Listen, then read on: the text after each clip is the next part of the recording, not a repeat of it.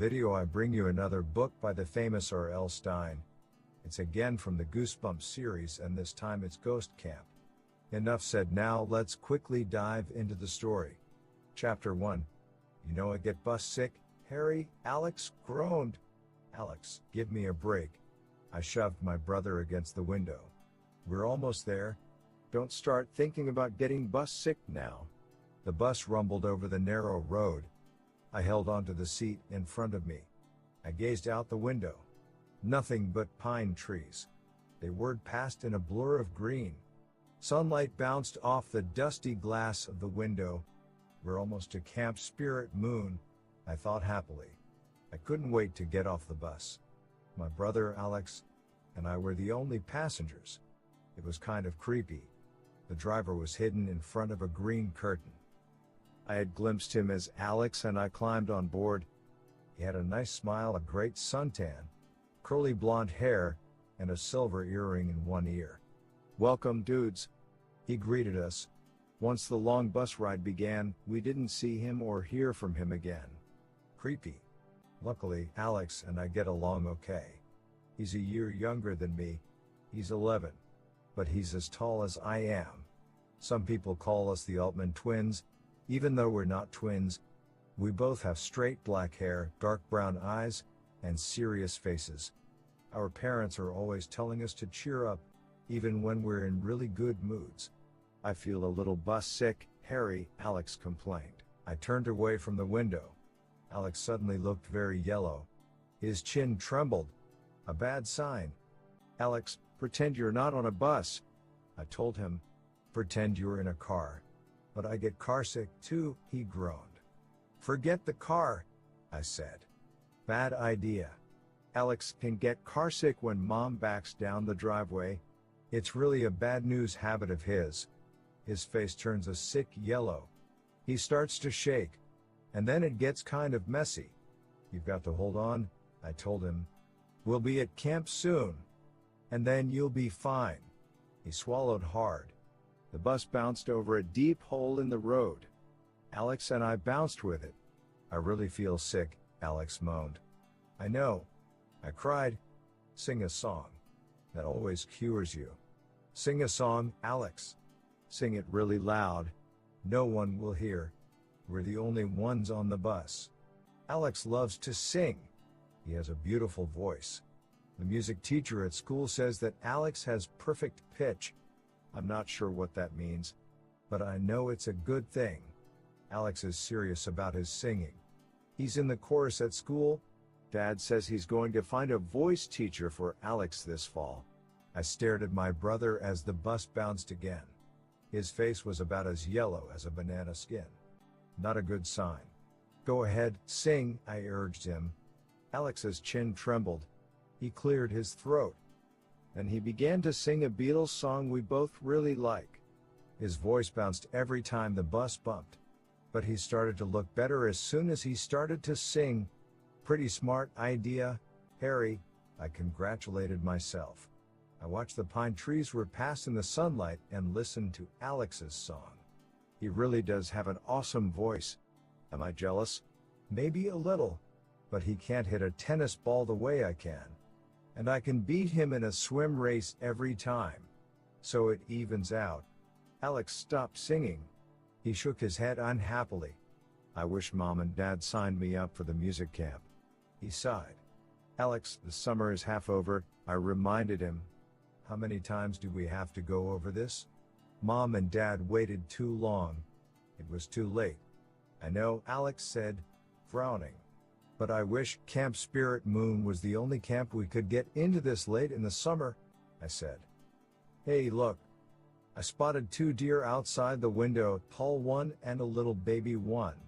They were just standing there, staring at the bus as it sped by. Yeah. Cool. Dear, Alex muttered. He rolled his eyes. Hey, lighten up, I told him. My brother is so moody. Sometimes I just want to shake him. Camp Spirit Moon may be the coolest camp on Earth, I said. Or it may be a dump, Alex replied. He picked at some stuffing that poked up from a hole in the bus seat. The music camp is so great. He sighed. They put on 2 musicals each summer. That would have been so awesome. Alex, forget about it, I told him. Let's enjoy Camp Spirit Moon. We only have a few weeks. The bus suddenly screeched to a stop. Startled, I bounced forward, then back. I turned to the window expecting to see a camp out there, but all I could see were pine trees. And more pine trees. Camp Spirit Moon. Everybody out, the driver called. Everybody? It was just Alex and me. The driver poked his blonde head out from behind the curtain. He grinned at us. How was the ride, dudes? He asked. Great, I replied, stepping into the aisle. Alex didn't say anything. The driver climbed out. We followed him around to the side of the bus. Bright sunlight made the tall grass sparkle all around us. He leaned into a compartment and pulled out our bags and sleeping bags. He set everything down on the grass. Where's the camp? Alex asked. I shielded my eyes with my hand and searched around. The narrow road curved through a forest of pine trees as far as I could see. Right through there, dudes, the driver said. He pointed to a dirt path that cut through the trees. It's a real short walk. You can't miss it. The driver shut the baggage compartment. He climbed back onto the bus. Have a great time, he called. The door shut. The bus roared away. Alex and I squinted through the bright sunlight at the dirt path. I swung my duffel bag over my shoulder. Then I tucked my sleeping bag under one arm. Shouldn't the camp send someone out here to greet us? Alex asked. I shrugged. You heard the driver. He said it's a very short walk. But still, Alex argued. Shouldn't they send a counselor to meet us out here on the road? It's not the first day of camp, I reminded him. It's the middle of the summer. Stop complaining about everything, Alex. Pick up your stuff, and let's get going. It's hot out here. Sometimes I just have to be the big brother and order him around. Otherwise, we won't get anywhere. He picked up his stuff, and I led the way to the path. Our sneakers crunched over the dry red dirt as we made our way through the trees. The driver hadn't lied. We'd walked only 2 or 3 minutes when we came to a small, grassy clearing. A wooden sign with red painted letters proclaimed Camp Spirit Moon. An arrow pointed to the right. See? We're here, I declared cheerfully. We followed a short path up a low, sloping hill. 2 brown rabbits scurried past, nearly in front of our feet. Red and yellow wildflowers swayed along the side of the hill. When we reached the top, we could see the camp. Looks like a real camp, I exclaimed. I could see rows of little white cabins stretching in front of a round blue lake. Several canoes were tied to a wooden dock that stuck out into the lake. A large stone building stood off to the side. Probably the mess hall or the meeting lodge. A round dirt area near the woods had benches around it. For campfires, I guessed. Hey, Harry, they have a baseball diamond and a soccer field, Alex said, pointing. Excellent, I cried. I saw a row of round red and white targets at the edge of the trees. Wow, they have archery too, I told Alex. I love archery. I'm pretty good at it. I shifted the heavy duffel bag on my shoulder. We started down the hill to the camp. We both stopped halfway down the hill and stared at each other. Do you notice anything weird? Alex asked. I nodded. Yeah, I do. I noticed something very weird. Something that made my throat tighten and my stomach suddenly feel heavy with dread. The camp was empty. No one there. Chapter 2. Where is everyone? I asked, moving my eyes from cabin to cabin. No one in sight. I squinted at the lake behind the cabins. 2 small, dark birds glided low over the sparkling water. No one swimming there. I turned to the woods that surrounded the camp. The afternoon sun had begun to lower itself over the pine trees. No sign of any campers in the woods. Maybe we're in the wrong place, Alex said softly. Wrong place? I pointed to the sign. How can we be in the wrong place? It says Camp Spirit Moon, doesn't it? Maybe they all went on a field trip or something, Alex suggested. I rolled my eyes. Don't you know anything about camp? I snapped. You don't go on field trips. There's nowhere to go. You don't have to shout. Alex whined. Then stop saying such stupid things. I replied angrily. We're all alone in the woods in an empty camp. We've got to think clearly. Maybe they're all in that big stone building over there, Alex suggested. Let's go check it out. I didn't see any signs of life there. Nothing moved. The whole camp was as still as a photograph. Yeah. Come on, I told Alex. We might as well check it out. We were still about halfway down the hill, following the path through the tangles of pine trees, when a loud cry made us both stop and gasp in surprise. Yo! Hey! Wait up! A red-haired boy, in white tennis shorts and a white t-shirt, appeared beside us. I guessed he was 16 or 17. Hey, where did you come from? I cried. He really startled me. 1 second Alex and I were alone. The next second this red-haired guy was standing there, grinning at us. He pointed to the woods. I was gathering firewood, he explained. I lost track at the time. Are you a counselor? I asked. He wiped sweat off his forehead with the front of his t-shirt. Yes. My name is Chris. You're Harry and you're Alex, right? Alex and I nodded. I'm sorry I'm late, Chris apologized. You weren't worried, were you? Of course not, I replied quickly. Harry was a little scared, but I wasn't, Alex said. Sometimes Alex can really be a pain. Where is everyone? I asked Chris. We didn't see any campers or counselors or anyone. They all left, Chris replied. He shook his head sadly. When he turned back to Alex and me, I saw the frightened expression on his face. The three of us. We're all alone out here, he said in a trembling voice. Chapter 3. They left. Alex cried shrilly. But, where did they go? We can't be all alone. I cried. The woods. A smile spread over Chris's freckled face. Then he burst out laughing. Sorry, guys. I can't keep a straight face. He put his arms around our shoulders and led us toward the camp. I'm just joking. Excuse me? That was a joke? I demanded. I was feeling very confused. It's a camp spirit moon joke, Chris explained, still grinning. We play it on all the new campers. Everyone hides in the woods when the new campers arrive at camp. Then a counselor tells them that the campers all ran away, that they're all alone. Ha! Very funny joke, I said sarcastically. You always try to scare the new campers? Alex asked. Chris nodded. Yeah, it's a camp spirit moon tradition. We have a lot of great traditions here. You'll see. Tonight at the campfire he stopped when a big black-haired man, also dressed in white, came lumbering across the grass toward us. Yo! The man called in a booming, deep voice. This is Uncle Marv, Chris whispered. He runs the camp. Yo! Uncle Marv repeated as he stepped up to us. Harry, what's up? He slapped me a high five that nearly knocked me into the trees. Uncle Marv grinned down at Alex and me. He was so huge. He reminded me of a big grizzly bear at the zoo back home. He had long, greasy black hair that fell wildly over his face.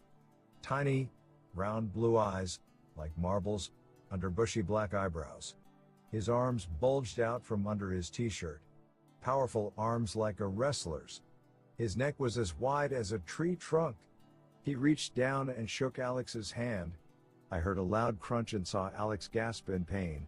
Good firm handshake, son, Uncle Marv told Alex. He turned to me. Did Chris play our little alone in the woods joke on you guys? His voice boomed so loud, I wanted to cover my ears. Does Uncle Marv ever whisper? I wondered. Yeah. He fooled us, I confessed. I really thought there was no one here. Uncle Marv's tiny blue eyes sparkled. It's one of our oldest traditions, he said, grinning. What a grin. It looked to me as if he had at least 6 rows of teeth. Before I take you to your cabin, I want to teach you the camp spirit moon greeting, Uncle Marv said. Chris and I will show it to you. They stood facing each other. Yo, spirits. Uncle Marv bellowed. Yo, spirits. Chris boomed back. Then they gave each other a left-handed salute, placing the hand on the nose, then swinging it straight out in the air. That's how camp spirit moon campers greet each other, Uncle Marv told us. He pushed Alex and me together. You two try it. I don't know about you, but this kind of thing embarrasses me. I don't like funny greetings and salutes. It makes me feel like a jerk. But I had just arrived at camp. And I didn't want Uncle Marv to think I was a bad sport. So I stood in front of my brother. Yo, spirits. I shouted. And I gave Alex a sharp nose salute. Yo, spirits. Alex showed a lot more enthusiasm than I did. He likes this kind of thing. He flashed me a sharp salute. Uncle Marv tossed back his head in a loud, bellowing laugh. Very good, guys. I think you're both going to be great camp spirit moon campers. He winked at Chris. Of course, the campfire tonight is the real test. Chris nodded, grinning. The campfire tonight? I asked. A test. Uncle Marv patted my shoulder. Don't worry about it, Harry. Something about the way he said that made me worry a lot. All new campers come to a welcoming campfire, Chris explained. It's a chance to learn our camp spirit moon traditions. Don't tell them any more about it, Uncle Marv told Chris sharply. We want them to be surprised. Don't we? Surprised? I choked out. Why did I suddenly have such a bad feeling? Why did my throat tighten up again? Why did I have a fluttering feeling in my chest? Do we sing camp songs at the welcoming campfire? Alex asked. I'm really into singing. I take voice lessons back home and, don't worry, you'll sing. Plenty, Uncle Marv interrupted in a low, almost menacing voice. I caught the cold look in his tiny eyes, cold as blue ice, and I felt a shiver roll down my back. He's trying to scare us, I thought. It's all a joke. He's having fun with us. He always tries to scare new campers. It's a camp spirit moon tradition. I think you boys will enjoy the campfire tonight, Uncle Marv boomed. If you survive it. He and Chris shared a laugh. Catch you later, Chris said. He gave Alex and me a nose salute and vanished into the woods. This will be your bunk, Uncle Marv announced. He pulled open the screen door of a tiny white cabin. Whoa! He nearly pulled the door off its hinges. Alex and I dragged our duffels and sleeping bags into the cabin. I saw bunk beds against 3 of the walls. Narrow wooden chests of drawers. Cubby holes for storing things. The walls were white. A light dangling from the ceiling cast a bright glow. The afternoon sun sent orange rays through a small window above one of the bunk beds. Not bad, I thought. That bunk is free, Uncle Marv told us, pointing to the bed against the window. You can decide who gets the top and who gets the bottom. I need the bottom, Alex said quickly. I toss and turn a lot at night. And he sings in his sleep, I told Uncle Marv. Do you believe it? Alex is so into singing, he doesn't even stop when he's sleeping. You will have to try out for the talent show, Uncle Marv told Alex. And then he repeated in a low voice, if you survive tonight. He laughed. Why did he keep saying that? He's kidding, I reminded myself. Uncle Marv is just kidding. The boys' cabins are on the left, Uncle Marv told us. And the girls' cabins are on the right. We all use the lodge and mess hall. It's that big stone building near the woods. Should we unpack now? Alex asked. Uncle Marv pushed back his greasy black hair. Yes. Use any cubbies that are empty.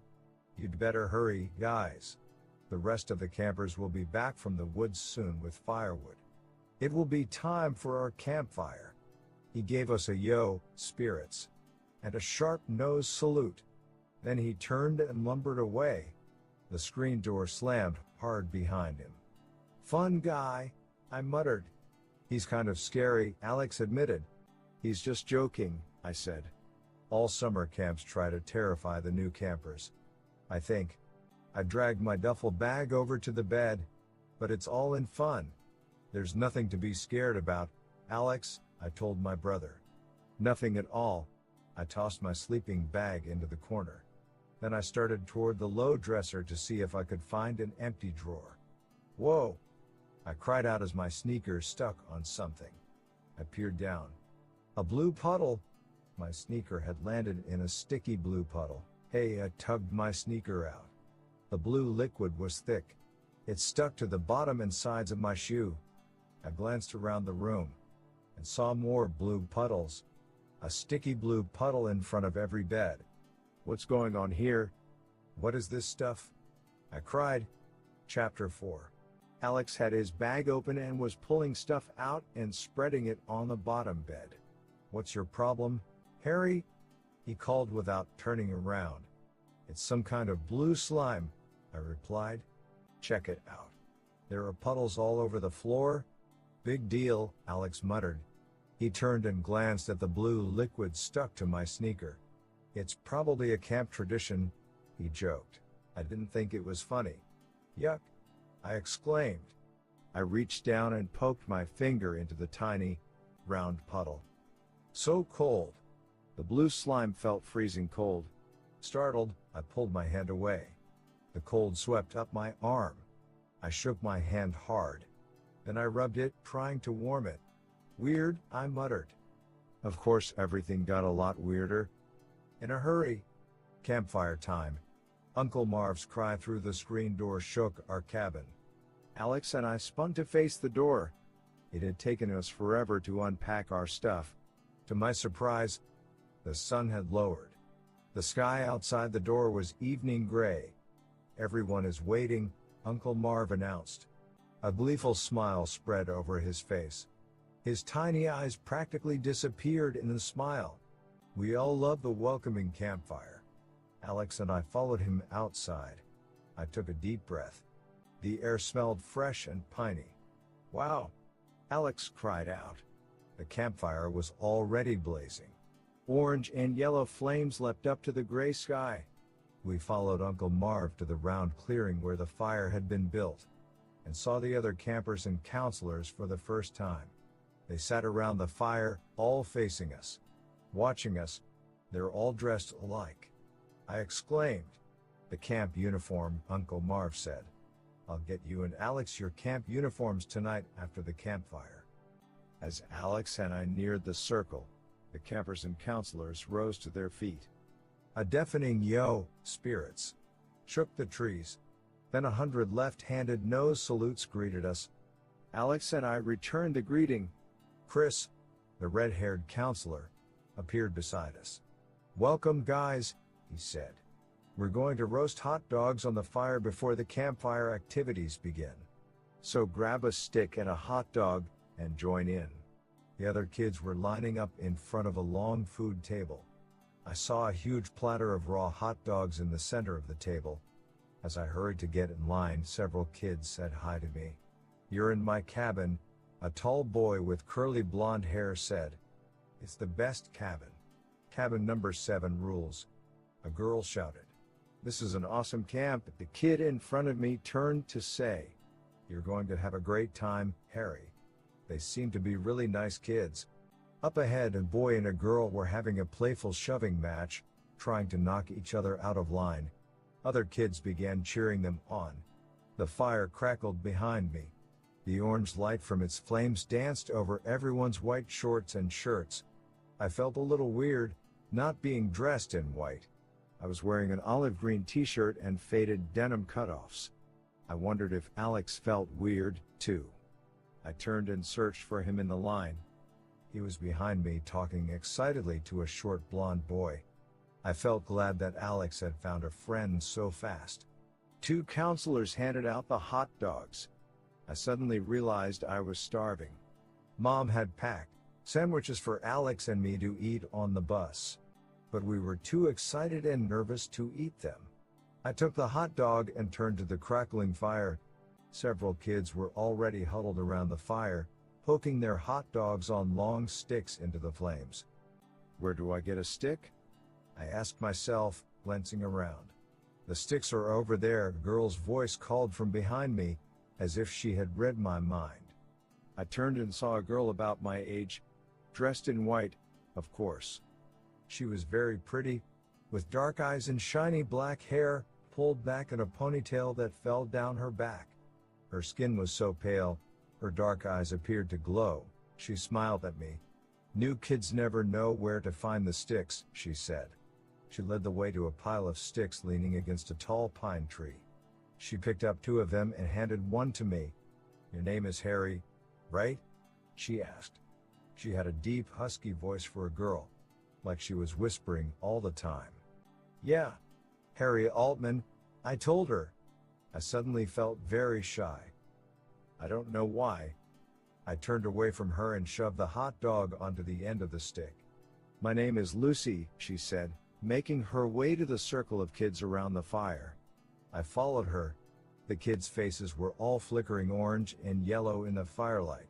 The aroma of roasting hot dogs made me feel even hungrier. 4 girls were huddled together, laughing about something. I saw a boy eating his roasted hot dog right off the stick. "Gross," Lucy said, making a disgusted face. "Let's go over here." She led me to the other side of the campfire. Something popped in the fire. It sounded like a firecracker exploding. We both jumped. Lucy laughed. We sat down on the grass, raised the long sticks, and poked our hot dogs into the flames.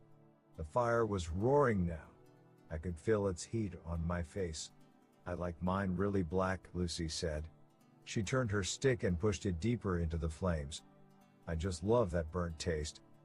"How about you?" I opened my mouth to answer her, but my hot dog fell off the stick. "Oh no!" I cried. I watched it fall into the sizzling, red-hot blanket of flames. I turned to Lucy. And to my surprise, to my horror, she leaned forward, stuck her hand deep into the fire, grabbed my hot dog from the burning embers and lifted it out.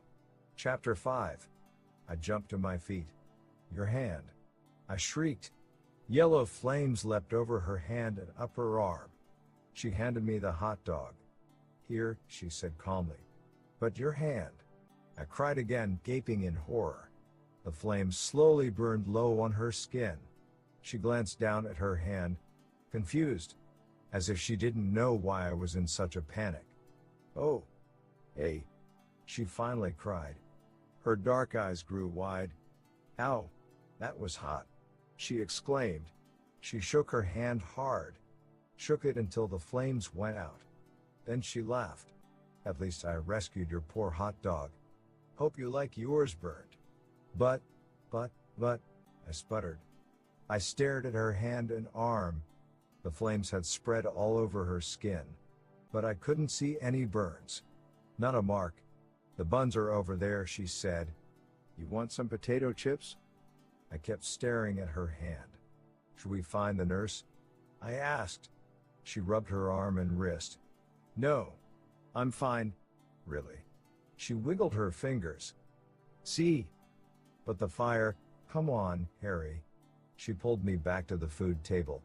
"It's almost time for the campfire activities to start." I ran into Alex at the food table. He was still hanging out with the short blonde boy. "I made a friend already," Alex told me. He had a mouthful of potato chips. "His name is Elvis. Do you believe it? Elvis McGraw. He's in our cabin." "Cool," I muttered. I was still thinking about the flames rolling up and down Lucy's arm. "This is a great camp," Alex declared. "Elvis and I are going to try out for the talent show and the musical." "Cool," I repeated. I grabbed a hot dog bun and tossed some potato chips on my plate. Then I searched for Lucy. I saw her talking to a group of girls by the fire. "Yo, spirits!" A deep voice bellowed. No way anyone could mistake that cry. It had to be Uncle Marv. "Places around the council fire, everyone," he ordered. "Hurry, places, everyone." Holding plates and cans of soda, everyone scurried to form a circle around the fire. The girls all sat together and the boys all sat together. I guessed each cabin had its own place. Uncle Marv led Alex and me to a spot in the middle. "Yo, spirits. He cried again, so loud the fire trembled. Everyone repeated the cry and gave the salute. "We'll begin by singing our camp song," Uncle Marv announced. Everyone stood up. Uncle Marv started singing, and everyone joined in. I tried to sing along. But of course I didn't know the words. Or the tune. The song kept repeating the line, "We have the Spirit, and the Spirit has us." I didn't really understand it, but I thought it was pretty cool. It was a long song. It had a lot of verses. And it always came back to, "We have the Spirit, and the Spirit has us." Alex was singing at the top of his lungs. What a show-off. He didn't know the words, either. But he was faking it.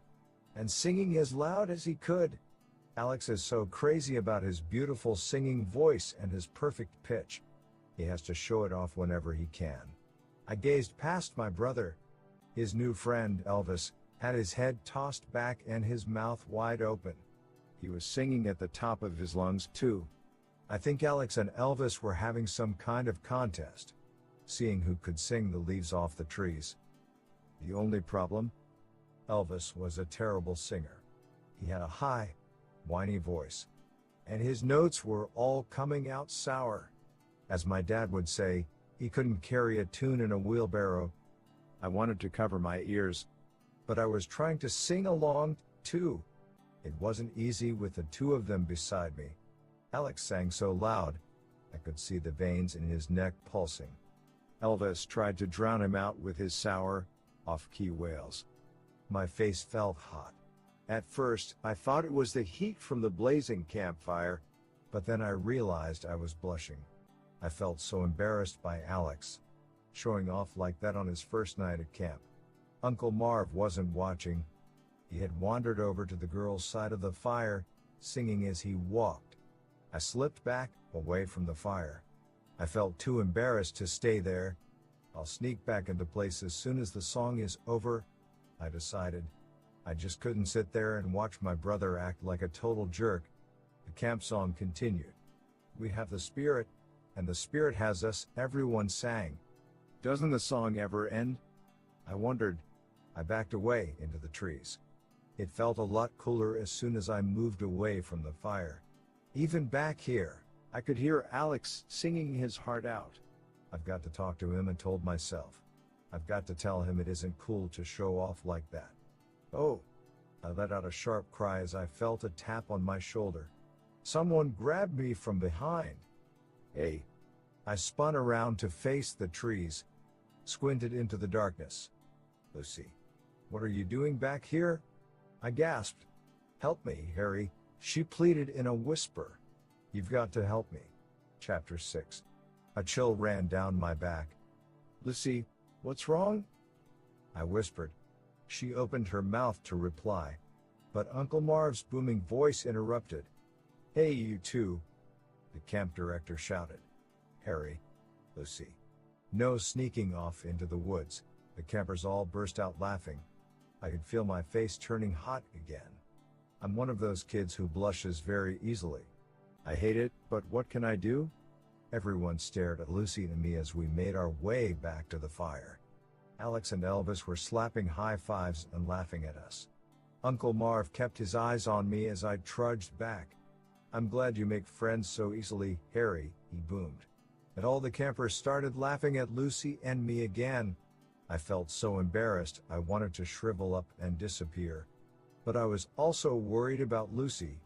Had she followed me to the woods? Why did she ask me to help? I sat down between Lucy and Elvis. "Lucy, what's wrong?" I whispered. She just shook her head. She didn't look at me. "Now I'm going to tell the two ghost stories," Uncle Marv announced.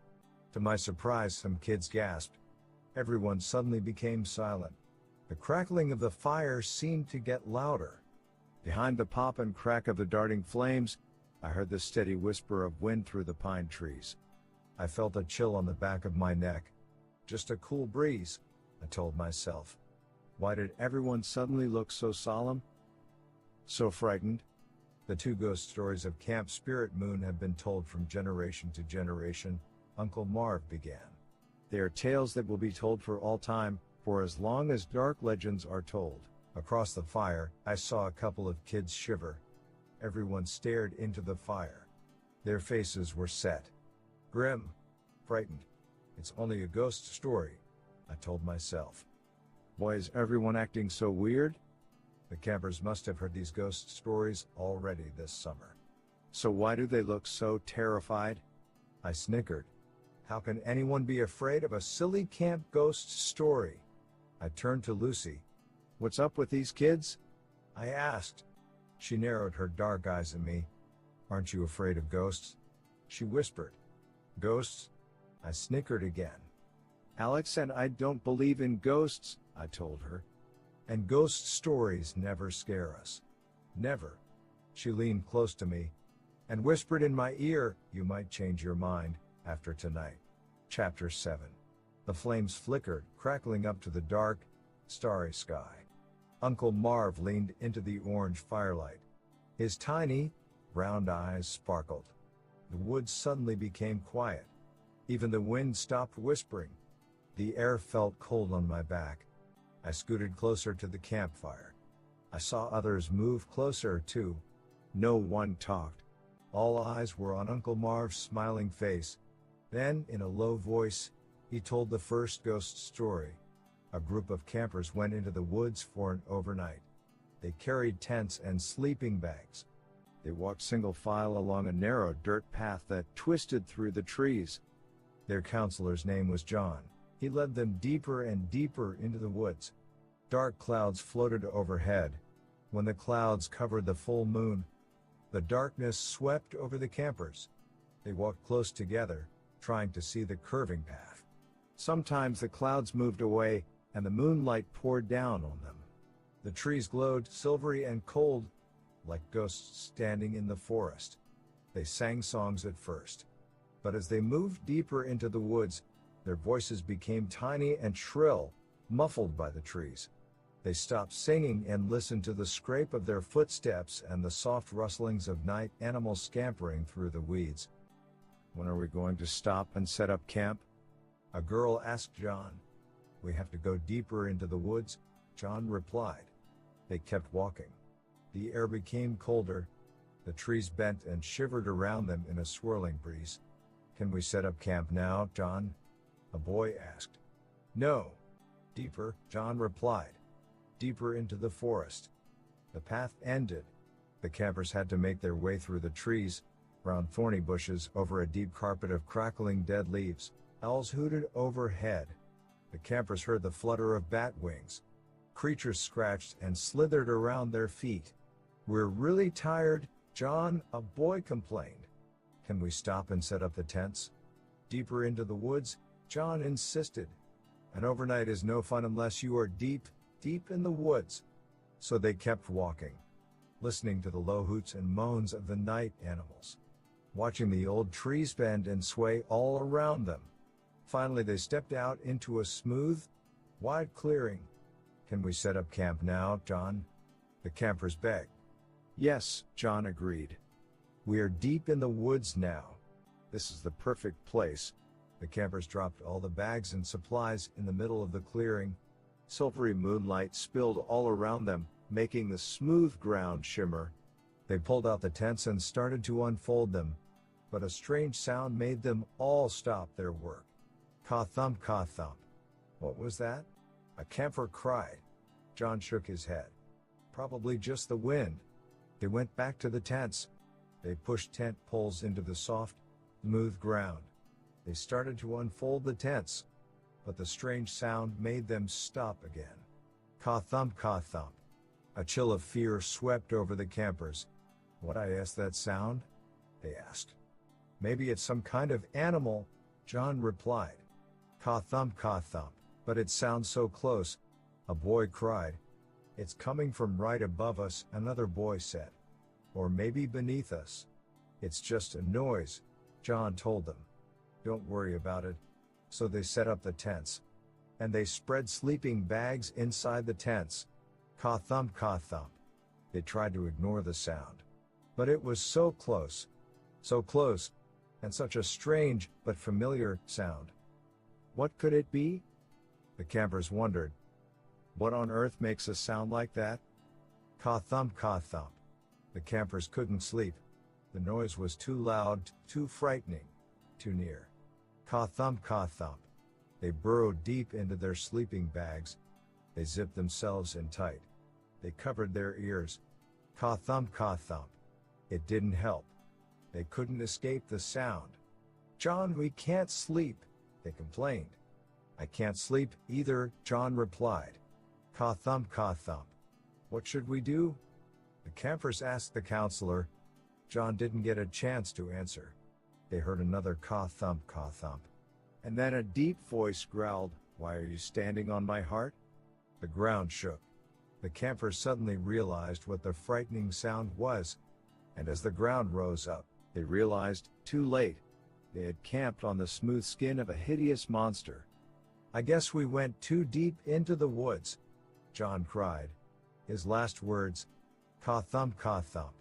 The monster's heart beat, and then its huge, hairy head lifted up, its mouth pulled open, and it swallowed John and the campers without even chewing, and as they slid down the monster's throat, the sound of the heartbeat grew louder and louder.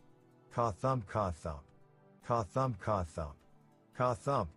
Uncle Marv shouted the last caw thump at the top of his lungs. Some campers screamed. Some gazed at Uncle Marv in silence, their faces tight with fear. Beside me, Lucy hugged herself, biting her bottom lip. Uncle Marv smiled, his face flickering in the dancing orange flames. Laughing, I turned to Elvis. That's a funny story, I exclaimed. Elvis narrowed his eyes at me. Funny? Yeah. It's a very funny story, I repeated. Elvis stared hard at me. But it's true, he said softly. Chapter 8. I laughed. Yeah. For sure, I said, rolling my eyes. I expected Elvis to laugh, but he didn't. The firelight flickered in his pale blue eyes as he stared at me. Then he turned to talk to my brother. A chill ran down my back. Why was he acting so weird? Did he really think I'd believe a crazy story like that was true? I'm 12 years old. I stopped believing in things like the Easter Bunny and the Tooth Fairy a long time ago. I turned to Lucy. She was still hugging herself, staring intently into the fire. Do you believe him? I asked, motioning to Elvis. Is he weird or what? Lucy stared straight ahead. She seemed so deep in thought. I don't think she heard me. Finally, she raised her head. She blinked. What? My brother's new friend, I said, pointing to Elvis again. He said that Uncle Marv's story was true. Lucy nodded, but didn't reply. I thought it was a funny story, I said. She picked up a twig and tossed it on the fire. I waited for her to say something, but she seemed lost in thought again. The flames of the campfire had died down. Sparkling red embers and chunks of burning wood spread over the ground. Chris and another counselor carried fresh logs into the meeting circle. I watched them rebuild the fire. They piled armfuls of twigs and sticks onto the burning embers. When the sticks burst into flames, the two counselors lowered logs over them. Then they stepped back, and Uncle Marv took his place in front of the fire. He stood with his hands in the pockets of his white shorts. The full moon floated behind his head, making his long black hair shine. He smiled.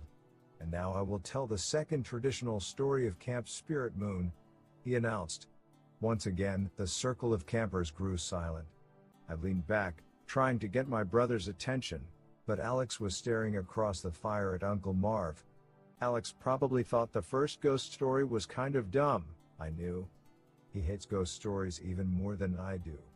He thinks they're silly baby stuff. And so do I. So what was Elvis' problem? Was he goofing? Just teasing me?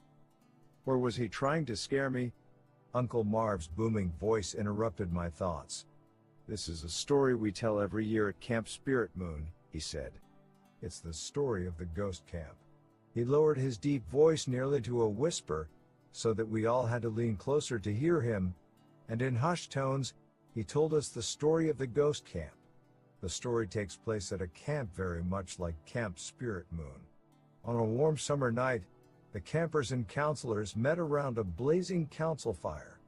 They roasted hot dogs and toasted marshmallows. They sang the camp songs. One of the counselors played a guitar, and he led them in singing song after song. When they were tired of singing, the counselors took turns telling ghost stories and telling the legends of the camp, legends that had been passed on from camper to camper for nearly 100 years. The evening grew late. The campfire had died low. The moon floated high in the sky, a pale full moon. The camp director stepped forward to end the council meeting. Suddenly, darkness swept over the circle of campers. They all looked up and saw that the moon had been covered by a heavy blanket of black clouds, and swirls of fog came drifting over the camp. A cold, wet fog. Cloudy gray at first, then darkening and thickening, until the fog swept over the camp, billowing like black smoke. Tumbling and swirling, cold wet fog rolled over the dying campfire, rolled over the campers and counselors, over the cabins and the lake and the trees. A choking fog so thick and dark the campers couldn't see each other, couldn't see the fire, or the ground, or the moon in the sky. The fog lingered for a short while, swirling and tossing low over the ground. Wet, so wet and silent, it moved on just as silently, like smoke blown away. The moonlight shone through. The grass sparkled as if a heavy dew had settled. The fire was out. Dark purple embers sizzled over the ground.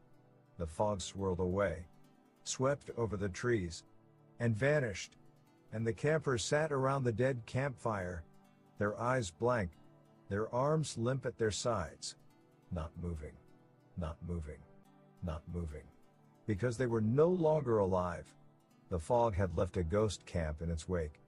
The campers, counselors, the camp director, they were all ghosts now. All spirits, all ghosts, every last one of them. They climbed to their feet and returned to their bunks. They knew the ghost camp was their home now forever. With a smile, Uncle Marv stepped back from the fire. I glanced around the circle. The faces were so solemn. No one smiled or laughed. It's a pretty good story, I thought. Kind of scary. But it doesn't have much of an ending. I turned to see what Alex thought, and gasped when I saw the terrified expression on his face. "Alex, what?" I cried, my voice cutting through the silence of the circle. "What's wrong?" He didn't reply. His eyes were raised to the sky. He pointed up. I gazed up too, and let out a cry of horror, as a black swirling fog came sweeping over the camp. Chapter 9. My mouth dropped open as I watched the fog roll closer. It darkened the ground as it moved steadily toward us, darkened the trees, darkened the sky. This is crazy, I told myself. This is impossible. I scooted next to Alex. It's just coincidence, I told him. He didn't seem to hear me. He jumped to his feet. His whole body trembled. I stood up beside him. It's only fog, I said, trying to sound calm.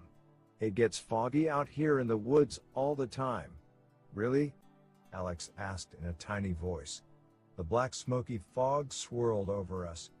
Of course, I replied. Hey, we don't believe in ghosts, remember? We don't think ghost stories are scary. But, Alex stuttered. Why is everyone staring at us? He finally choked out. I turned and squinted through the thick fog. Alex was right.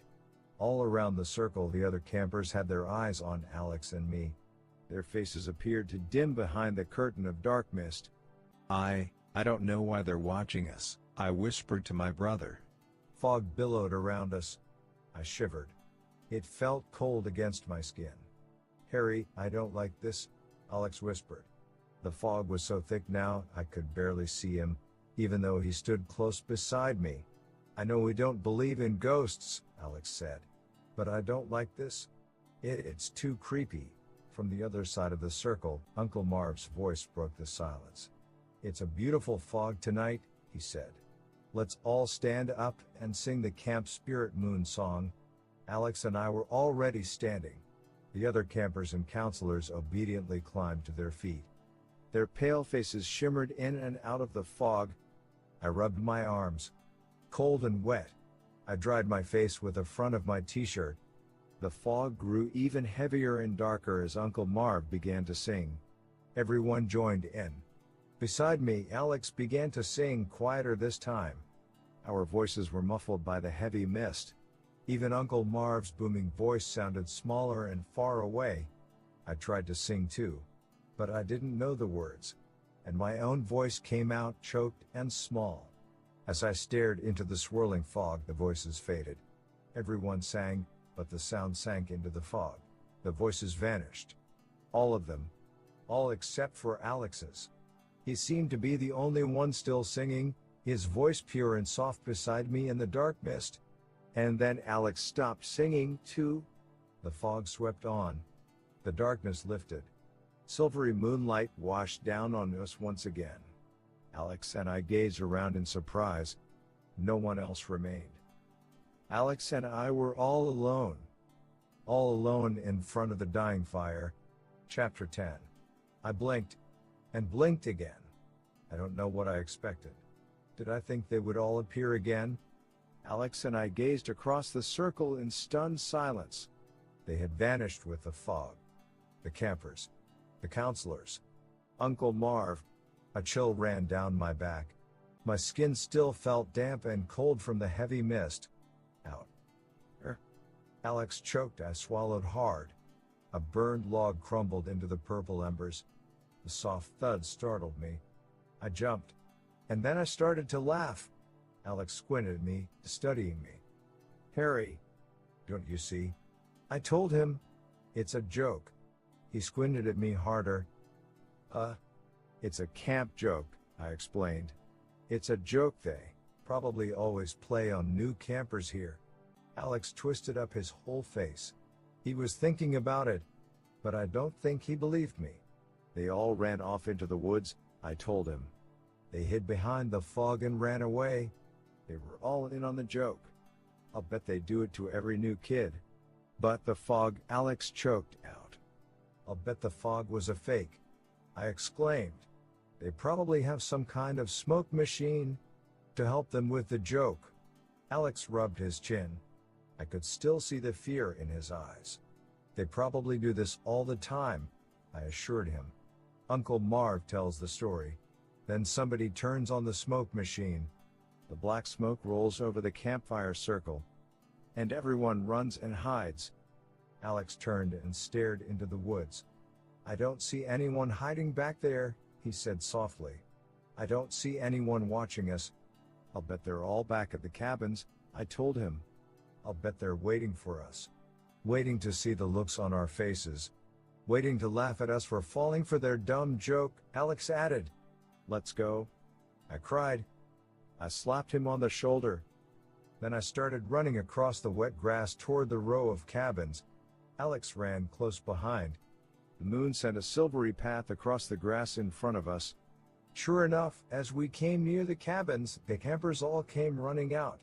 They were laughing and hooting, slapping each other high fives, enjoying their joke, a joke they play on new campers when the fog rolls in, they told us. I saw Lucy laughing along with a bunch of girls. Elvis grabbed Alex and wrestled him playfully to the ground. Everyone teased us and told us how scared we looked. We weren't scared even for a second, I lied. Alex and I figured it out before the fog cleared. That made everyone start laughing and cheering all over again. Oh. Some of the kids cupped their hands around their mouths and made ghost howls. Oh. That led to more laughing and joking.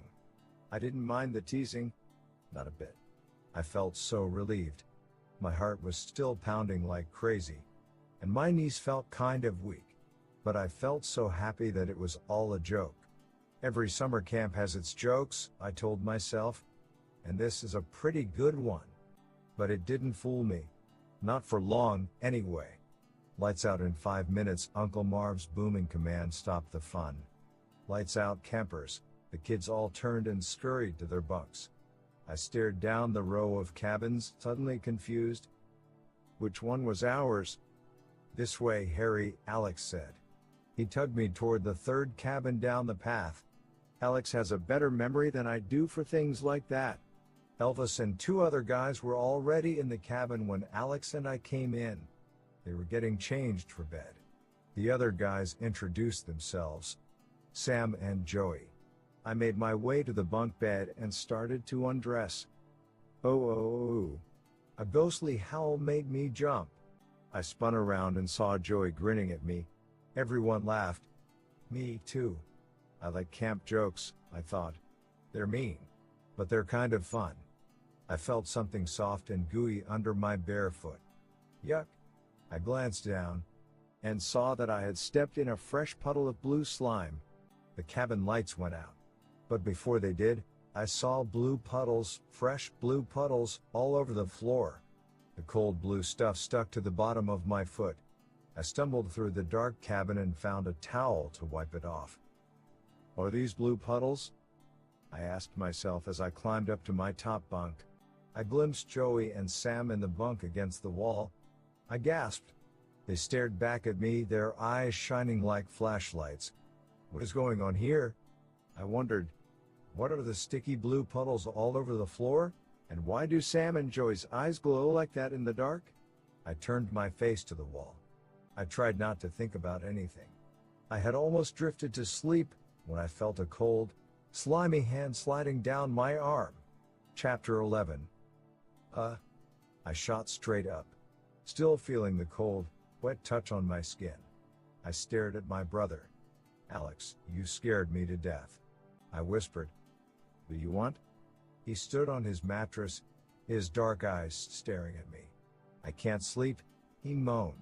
Keep trying, I told him sharply. Why are your hands so cold? I don't know, he replied. It's cold in here, I guess. You'll get used to it, I said. You always have trouble sleeping in new places. I yawned. I waited for him to drop back onto the bottom bunk, but he didn't move. Harry, you don't believe in ghosts, do you? He whispered. Of course not, I told him. Don't let a couple of silly stories creep you out. Yeah. Right, he agreed. Good night. I said good night. He disappeared back to his bed. I heard him tossing around down there. He had a very squeaky mattress. Poor guy, I thought. That dumb ghost camp joke with the fog really messed him up. He'll be fine in the morning, I decided. I turned and gazed across the dark cabin toward Joey and Sam's bunk. Were their eyes still glowing so strangely? No. Darkness there. I started to turn away, then stopped. And stared hard. Oh no. I murmured out loud. In the dim light, I could see Joey. Stretched out. Asleep. Floating 2 feet above his mattress. Chapter 12.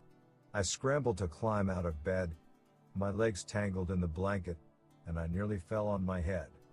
Hey, what's up? I heard Alex whisper below me. I ignored him. I swung myself around and leapt to the floor. Ow! I landed hard, twisting my ankle. Pain shot up my leg, but I ignored it and hobbled to the door. I remembered the light switch was somewhere over there. I had to turn on the light. I had to see for sure that I was right. That Joey slept floating in the air above his bed. Harry, what's wrong? Alex called after me. What's up? Time is it? I heard Elvis groan sleepily from the bunk against the other wall. I pulled myself across the cabin. My hand fumbled against the wall until I found the light switch. I pushed it up. The overhead light flashed on, flooding the tiny cabin in white light. I raised my eyes to Joey's bunk. He lifted his head from the pillow and squinted down at me. Harry, what's your problem? He asked. He was sprawled on his stomach, on top of his blanket. Not floating in the air. Not floating. Resting his head in his hands, yawning and staring down at me. Turn off the light. Sam barked. If Uncle Marv catches us with the light on. But, I sputtered.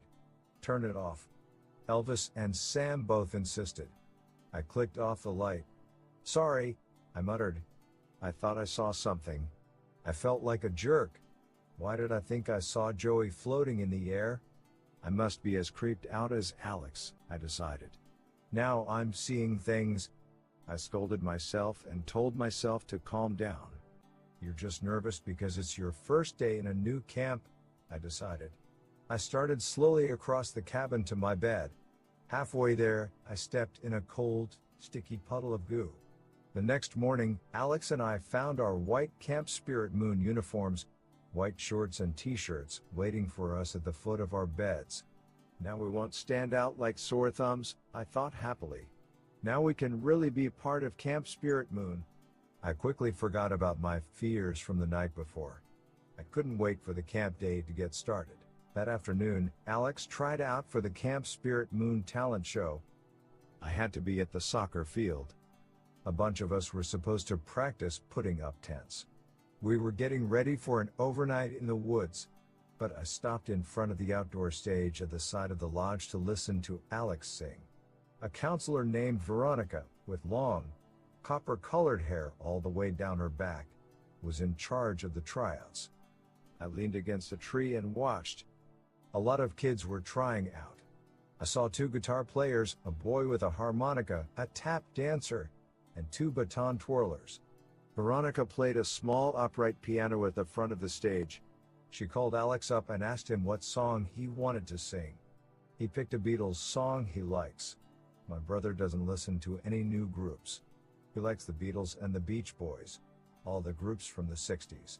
He's the only 11-year-old I know who listens to the oldies station.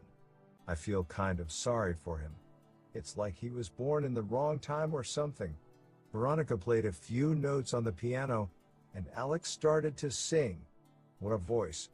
The other kids had all been laughing and talking and messing around. But after Alex sang for a few seconds, they got real quiet. They huddled close to the stage and listened. He really sounded like a pro. I mean, he could probably sing with a band and make a CD. Even Veronica was amazed. I could see her lips form the word wow as she played the piano for Alex. When Alex finished singing, the kids all clapped and cheered. Elvis slapped Alex a high five as he hopped off the small stage. Veronica called Elvis up next.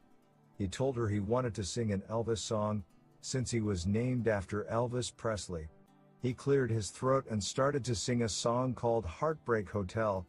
Well, it really was a heartbreak, because Elvis couldn't sing a single note on key. Veronica tried to play along with him, but I could see that she was having trouble. I think she probably wanted to stop playing the piano and cover her ears. Elvis had a high, scratchy voice, and the notes came out really sour. Sour enough to make your whole face pucker up. The kids around the stage started grumbling and walking away. Elvis had his eyes shut. He was so wrapped up in his song, he didn't even see them. Doesn't he know how bad he is? I wondered, why does he want to enter a talent show when he sounds like a squealing dog? Elvis started to repeat the chorus. I decided I had to get away from there before my eardrums popped. I flashed Alex a thumbs up and hurried to the soccer field. Sam, Joey, and a bunch of other kids were already unfolding tents, getting ready for tent raising practice. Chris, the counselor, was in charge. He waved to me. Harry, unroll that tent over there, he instructed. Let's see how fast you can put it up. I picked up the tent. It was bundled tightly, no bigger than a backpack. I turned it over in my hands. I'd never set up a tent before. I wasn't even sure how to unwrap it. Chris saw me puzzling over it and walked over. It's easy, he said. He pulled 2 straps, and the nylon tent started to unfold. See, here are the poles. Just stretch it out and prop it up. He handed the bundle back to me. Yeah, easy, I repeated. What's that noise? Joey asked, looking up from his tent. I listened hard. It's Elvis singing, I told them. The sour notes floated over the soccer field from the stage. Sam shook his head. It sounds like an animal caught in a trap, he said. We all laughed. Joey and Sam took off their sneakers and went barefoot. I took mine off, too. The warm grass felt good under my feet. I unfolded the tent and spread it out on the grass. I piled the tent poles to the side. The sun felt hot on the back of my neck. I slapped a mosquito on my arm. I heard a shout and glanced up to see Sam and Joey wrestling around. They weren't fighting. They were just goofing. They both picked up tent poles and started dueling with them, having a wild sword fight. They were laughing and having fun. But then Sam tripped over a tent. He lost his balance, stumbled forward, fell hard. I let out a scream as the tent pole went right through his foot. Chapter 13. My stomach lurched. I felt sick.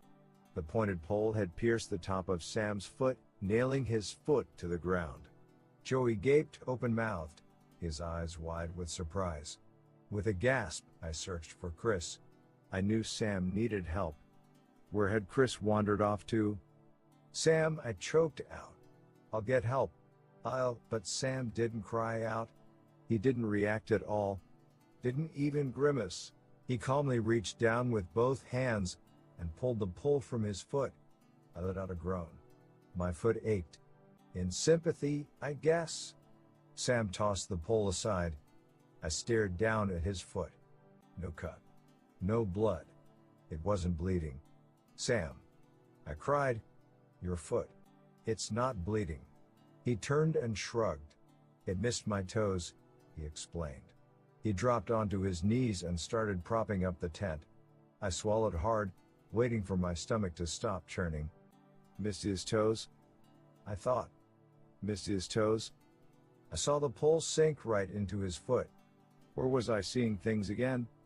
For the rest of the afternoon, I tried not to think about it. I worked on the tent. Once I got it spread out, it was easy to set up. Chris had us fold and unfold them a few times. Then we had a race to see who could set up a tent the fastest. I won easily. Sam said it was beginner's luck. Chris said I was definitely ready for the overnight. Where do we go for the overnight? I asked. Deep into the woods, Chris replied. He winked at Sam and Joey. I felt a chill thinking about Uncle Marv's ghost story. I shook the chill away. No way I was going to let myself get scared by a silly camp story. We had instructional swim at the waterfront. The lake was clear and cold. I'm up to junior lifesaver. Joey and I took turns rescuing each other. I didn't think about Sam driving the pole through his foot. I forced it from my mind. After the swim, I returned to the bunk to get changed for dinner. There were fresh puddles of blue goo on the cabin floor. Nobody made a big deal about them. I didn't want to either, so I tried hard not to think about them. Alex came in, very excited. I'm going to be the first act in the talent show, he announced. And Veronica liked my singing so much, she wants me to star in the camp musical. Way to go. I cried. I slapped him a high five. Then I asked, what about Elvis? He's going to be in the show too, Alex replied. He's going to be stage manager. I pulled on my white Camp Spirit Moon shorts and t-shirt and headed to the mess hall for dinner. I saw a group of girls come out of the cabins on the other side. I searched for Lucy, but didn't see her. I was feeling pretty good. Not thinking about the strange things I'd seen. Not thinking about the blue puddles of slime, the mysterious black fog. Not thinking about the ghost story that Elvis said was true. Not thinking about Lucy sticking her hand into the fire and pulling out my flaming hot dog. Not thinking about Joey floating above his bed. Or Sam jamming a thick pole through his foot. And not bleeding. Not crying out. So totally calm about it, as if he couldn't feel it, couldn't feel any pain. I was starving, looking forward to dinner. Not thinking about any of these puzzling things, feeling really good, but then Joey ruined my good mood at dinner. And forced all the scary thoughts back into my mind. The food had just been served. Chicken in some kind of creamy sauce, spinach, and lumpy mashed potatoes. I didn't care what it was. I was so hungry, I could eat anything. But before I had a chance to eat, Joey called out to me from across the table. Hey Harry, look. I glanced up from my plate. He picked up his fork and jammed it deep into his neck. Chapter 14. Oh, I let out a groan. My fork fell from my hand and clattered to the floor. Joey grinned at me. The fork bobbed up and down, stuck in his neck. I felt sick. My heart started to pound. He pulled the fork out with a hard tug. His grin didn't fade. "You try it," he called. "Joey, stop it," Elvis cried from across the table. "Yeah, give us a break," Sam agreed. I stared at Joey's neck. No cut. No fork marks. No blood. How did you do that?" I finally stammered. Joey's grin grew wider. "It's just a trick," he replied. I glimpsed Alex at the end of the table. Had he seen Joey's trick? Yes. Alex looked green. His mouth had dropped open in horror. "Here. I'll show you how to do it," Joey offered. He raised the fork again, but stopped when he saw Uncle Marv leaning over his shoulder. "What's going on, Joey?" Uncle Marv demanded sharply. Joey lowered the fork to the table. "Just kidding around," he replied, avoiding the camp director's hard stare. "Well, let's eat our dinner, guys," Uncle Marv said sternly, "without kidding around." His stubby fingers tightened over Joey's shoulders. "We have a night soccer game, you know. Boys against the girls." Uncle Marv loosened his grip on Joey's shoulders and moved on to the next table. A food fight had broken out there. And the mashed potatoes were flying. Joey mumbled something under his breath. I couldn't hear him over all the noise. I turned to see how Alex was doing at the end of the table. He had his fork in his hand, but he wasn't eating. He was staring hard at Joey. My brother had a very thoughtful expression on his face. I knew he was wondering exactly the same thing I was. "What is going on here?" Joey said the fork stabbing was just a trick. But how did he do it? Why didn't it hurt? Why didn't he bleed? "Night soccer games are cool," Elvis declared. He was stuffing chicken into his mouth. The cream sauce ran down his chin. "Especially boys against the girls," Sam agreed. "We'll kill them. They're pitiful." I glanced at the girls' table across the room. They were chattering noisily. Probably about the soccer game. I saw Lucy in the shadows near the wall. She didn't seem to be talking to anyone. She had a solemn expression on her face. Me. Did she keep looking over it? I couldn't really tell. I ate my dinner. But my appetite had disappeared. "How did you do that fork thing?" I asked Joey. "I told you.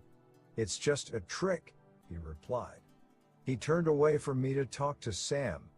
Dessert was little squares of red, yellow, and green jello. It was okay. But it needed some whipped cream. As I was finishing my dessert, I heard some squeals from the front of the big room. I turned toward the cries and saw a bat swooping wildly back and forth over the mess hall. Some of the younger kids were screaming, but everyone stayed calm at my table. The bat fluttered noisily, swooping and diving, darting from one end of the hall to the other. Uncle Marv followed it with a broom, and after only a minute or two, he gently pinned the bat to the wall with a straw broom head. Then he lifted the bat off the wall, carrying it in one hand. It was so tiny, no bigger than a mouse. He carried it out the door and let it go. Everyone cheered. "That happens all the time," Sam said to me. "It's because there aren't any screens on the mess hall doors. And the woods are full of bats," Joey added. "Killer bats that land in your hair and suck the blood out of your head." Sam laughed. "Yeah, right." He grinned at me. "That's what happened to Joey. That's why he acts so weird now." I laughed along with everyone else. But I wondered if Sam was really joking. I mean, Joey did act weird. "Soccer field, everyone!" Uncle Marv boomed from the mess hall door. "Check with the sports counselors. Alyssa and Mark will set up the teams." Chairs scraped over the stone floor as everyone jumped up. I saw Lucy waving to me.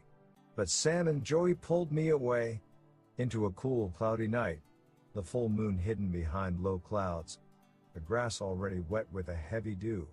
The counselors divided up the teams. Alex and I were on the second team. That meant we didn't play the first period. Our job was to stand on the sidelines and cheer on the boys' first team. 2 floodlights on tall poles sent down wide triangles of white light over the field. It wasn't really enough light. Long shadows spread over the field. But that was part of the fun. Alex stood close beside me as the game began.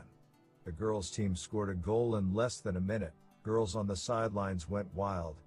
The players on the boys' team stood around, scratching their heads and muttering unhappily. "Lucky break. Lucky break," yelled Mark, a tall, lanky boys' counselor. "Go get them, guys."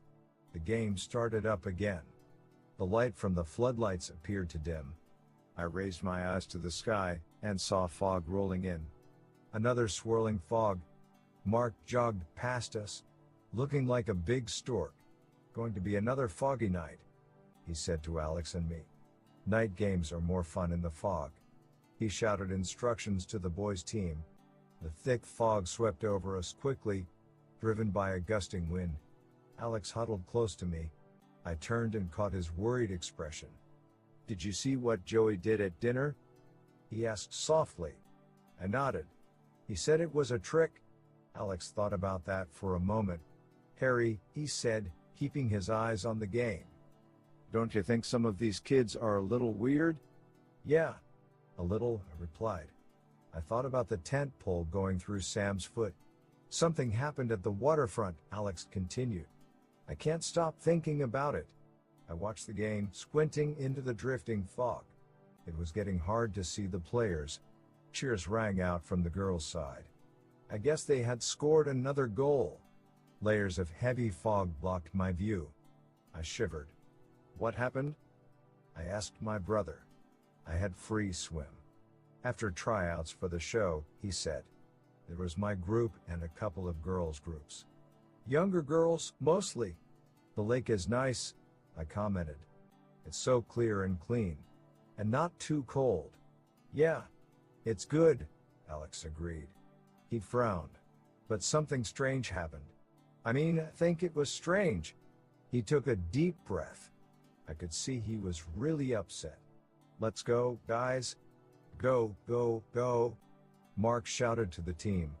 The glow from the floodlights twisted and bent in the fog, sending strange shadows over the playing field. The fog was so thick now, I had trouble telling the players from the shadows. I was floating on top of the water, Alex continued, wrapping his arms around his chest. "Sort of taking it easy. Moving slowly. Stroke. Stroke. Very slow. It was free swim. So we could do what we wanted. Some of the guys were having a back-floating race near the shore. But I floated out by myself. The water was so clear. I put my face in the water, and I stared down to the bottom. And I saw something down there." He swallowed hard. "What was it?" "What did you see?" I asked. "A girl," Alex replied with a shudder. "One of the girls from the younger group. I don't know her name. She has short, curly black hair." "She was under the water?" I demanded. "You mean swimming underwater?" "No," Alex shook his head. "She wasn't swimming. She wasn't moving. She was way underwater. Near the bottom of the lake." "She dove down?" I asked. Alex shrugged. I got so scared. He cried over the shouts of the two teams. "She wasn't moving. I didn't think she was breathing. Her arms floated up and down. And her eyes stared out blankly into the water." "She drowned?" I cried. "That's what I thought," Alex said. I panicked. I didn't know what to do. I couldn't think. I didn't think. I just dove down." "You dove down to the bottom to get her?" I asked. "Yeah. I didn't really know if I was too late, or if I should get a counselor, or what," Alex said, shuddering again. I swam down. I grabbed her arms. Then I gripped her under the shoulders. I pulled her up. She floated up easily, like she was weightless or something. I pulled her up to the surface. Then I started to drag her to the shore. I was gasping for breath. Mostly from panic, I think. My chest felt about to burst. I was so scared. And then I heard laughing. She laughed at me. I was still holding her under the shoulders. She turned and spit water in my face. Oh, wow. I gasped. Wow, Alex. You mean she was okay? Yeah, Alex replied, shaking his head. She was perfectly okay. She was laughing at me. She thought it was really funny. I just stared at her. I couldn't believe it. I mean, she had been way down at the bottom. For a long, long time. I let go of her. She floated away from me, still laughing. I said, "How did you do that?" That's what I asked her. I asked, "How long can you hold your breath?" And that made her laugh even harder. "How long?" I asked. And she said, "A long, long time." And then she swam back to the other girls. "And what did you do?" I asked Alex. "I had to get out of the water," he replied. I was shaking all over. I couldn't stop shaking. I thought. His voice trailed off. "At least she was okay," he murmured after a while. "But don't you think that was weird, Harry?" And then at dinner, when Joey stuck that fork in his neck, "It's weird, Alex," I said softly. "But it may just be jokes." "Jokes?" he asked. His dark eyes stared hard into mine. "Kids always play jokes on new campers," I told him. "It's a camp tradition. You know, terrify the new kids. It's probably just jokes. That's all." He chewed his bottom lip thinking about it. Even though he was standing so close to me, the swirling black fog made him appear far away. I turned back to the game. The boys were moving across the grass toward the goal, passing the ball, kicking it from player to player. They looked unreal, moving in and out of the swirling shadows. Jokes, I thought. All jokes. I squinted into the fog and saw something that couldn't be a joke. A boy kicked the ball to the net. The girl's goalie moved to block the shot. She wasn't fast enough, or she stumbled. The ball hit her smack in the forehead. It made a sickening thud. The ball bounced onto the ground, and her head bounced beside it. Chapter 15. I gasped and started to run through the thick wisps of black fog. The swirling dark mist seemed to float up from the ground and sweep down from the trees. It felt cold and wet on my face as I hurtled toward the girl. Squinting into the heavy darkness, I could see her sprawled on her stomach on the ground. And her head. I bent down and grabbed it. I don't know what I was thinking. Did I plan to plop it back on her shoulders? In a total panic, trembling with horror, I bent into the swirling mist and picked up the head with both hands. It felt surprisingly hard, inhumanly hard. I raised it close to my face, and saw that I held a soccer ball, not a head, not a girl's head. I heard a groan, and gazed down to see the girl climb to her knees. She muttered something under her breath and shook her head, the head on her shoulders. She stood and frowned at me. I stared at her face, her head. My whole body was still shaking. "Your head," I choked out. She tossed back her straight blonde hair, brushed dirt off her white shorts. Then she reached for the ball. "Harry, you're not on the first team." I heard a boy call, "Get off the field."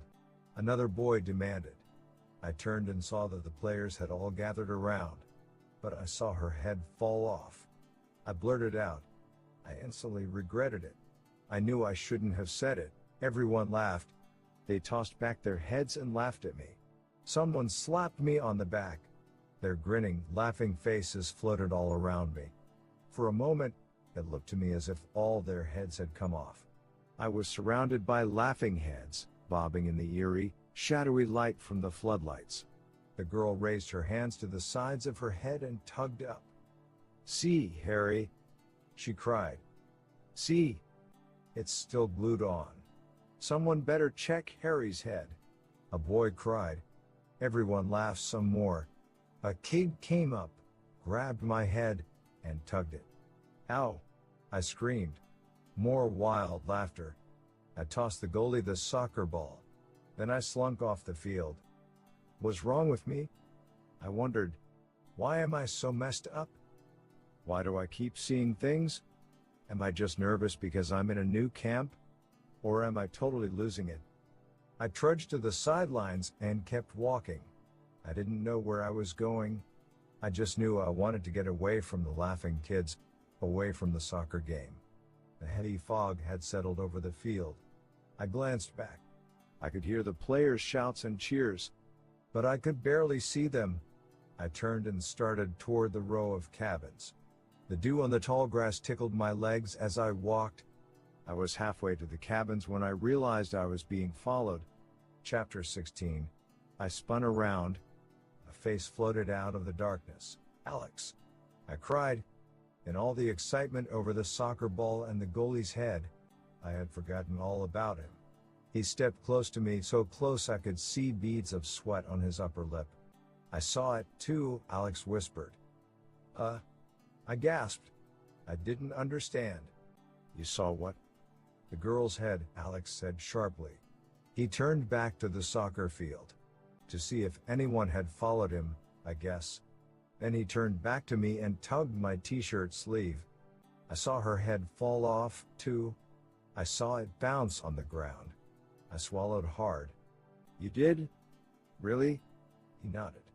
I thought I was going to puke. It was so gross. But it didn't fall off. I cried. Didn't you see? When I ran onto the field, I picked up the ball. Not her head. But I saw it. Harry, Alex insisted. At first I thought it was just the fog. You know, my eyes playing tricks on me because of the heavy fog. But it had to be the fog, I replied quietly. That girl, she was perfectly okay. But if we both saw it, Alex started. He stopped and sighed. This camp, it's so weird. That's for sure, I agreed. Alex shoved his hands into the pockets of his shorts. He shook his head unhappily. Elvis says the ghost stories are true, he said. I put my hands on Alex's shoulders. I could feel him trembling. We don't believe in ghosts, remember? I told him. Remember, he nodded slowly. The first howl made us both jump. I turned to the woods. Another eerie howl rose up from the same spot. Not an animal howl, not an animal cry at all. A long, mournful howl. A human howl. Ow. Another deeper cry made me gasp. Alex grabbed my arm. His hand felt cold as ice. What is that? He choked out. I opened my mouth to reply, but another mournful howl interrupted. Oh whoa. I heard two creatures howling. Maybe three. Maybe more. The eerie wails floated up from behind the trees, until it sounded as if the whole woods were howling, in human howls. Ghostly howls. We're surrounded, Harry, Alex whispered, still gripping my arm. Whatever it is, it's got us surrounded. Chapter 17. Oh whoa. The frightening wails rose up from the trees. Run, I whispered to Alex. To the main lodge. Maybe we can find Uncle Marv. Maybe heading into the fog, we started running toward the lodge. But the howls followed us, and grew louder. I heard the heavy thud of footsteps behind us, tromping over the grass. We can't escape, I realized. Alex and I both turned at the same time, and saw Elvis, Sam, and Joey grinning as they ran after us.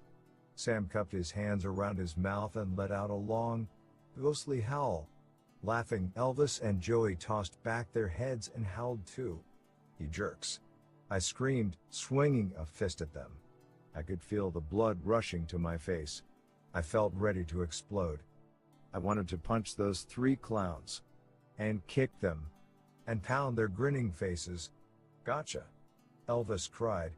Gotcha. He turned to Sam and Joey. Look at them. They're shaking. Oh wow. They're shaking. Sam and Joey laughed gleefully. Did you think there were wolves in the woods? Sam asked. Or ghosts? Did you think we were ghosts? Joey demanded. Shut up, I replied.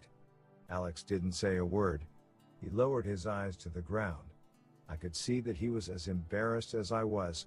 Oh whoa. Elvis uttered another high-pitched howl. He threw his arms around my brother's waist and wrestled him to the ground. Get off! Get off! Alex cried angrily.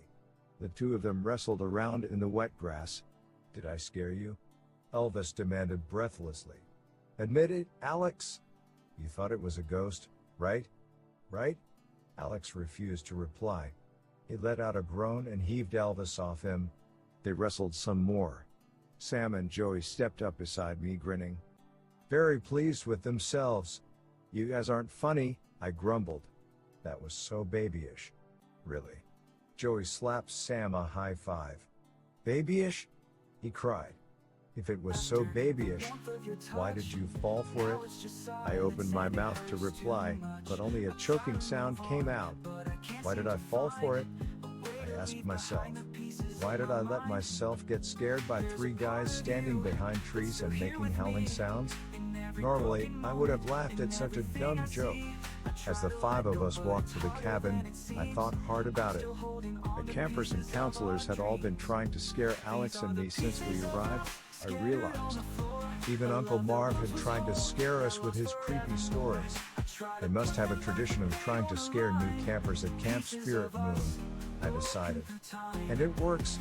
It really has scared Alex and me. It has made us tense, jumpy, ready to leap out of our skins at the slightest noise. We stepped into the cabin. I clicked the light on. Elvis, Sam, and Joey were still laughing, still enjoying their joke. Alex and I have got to get it together, I decided.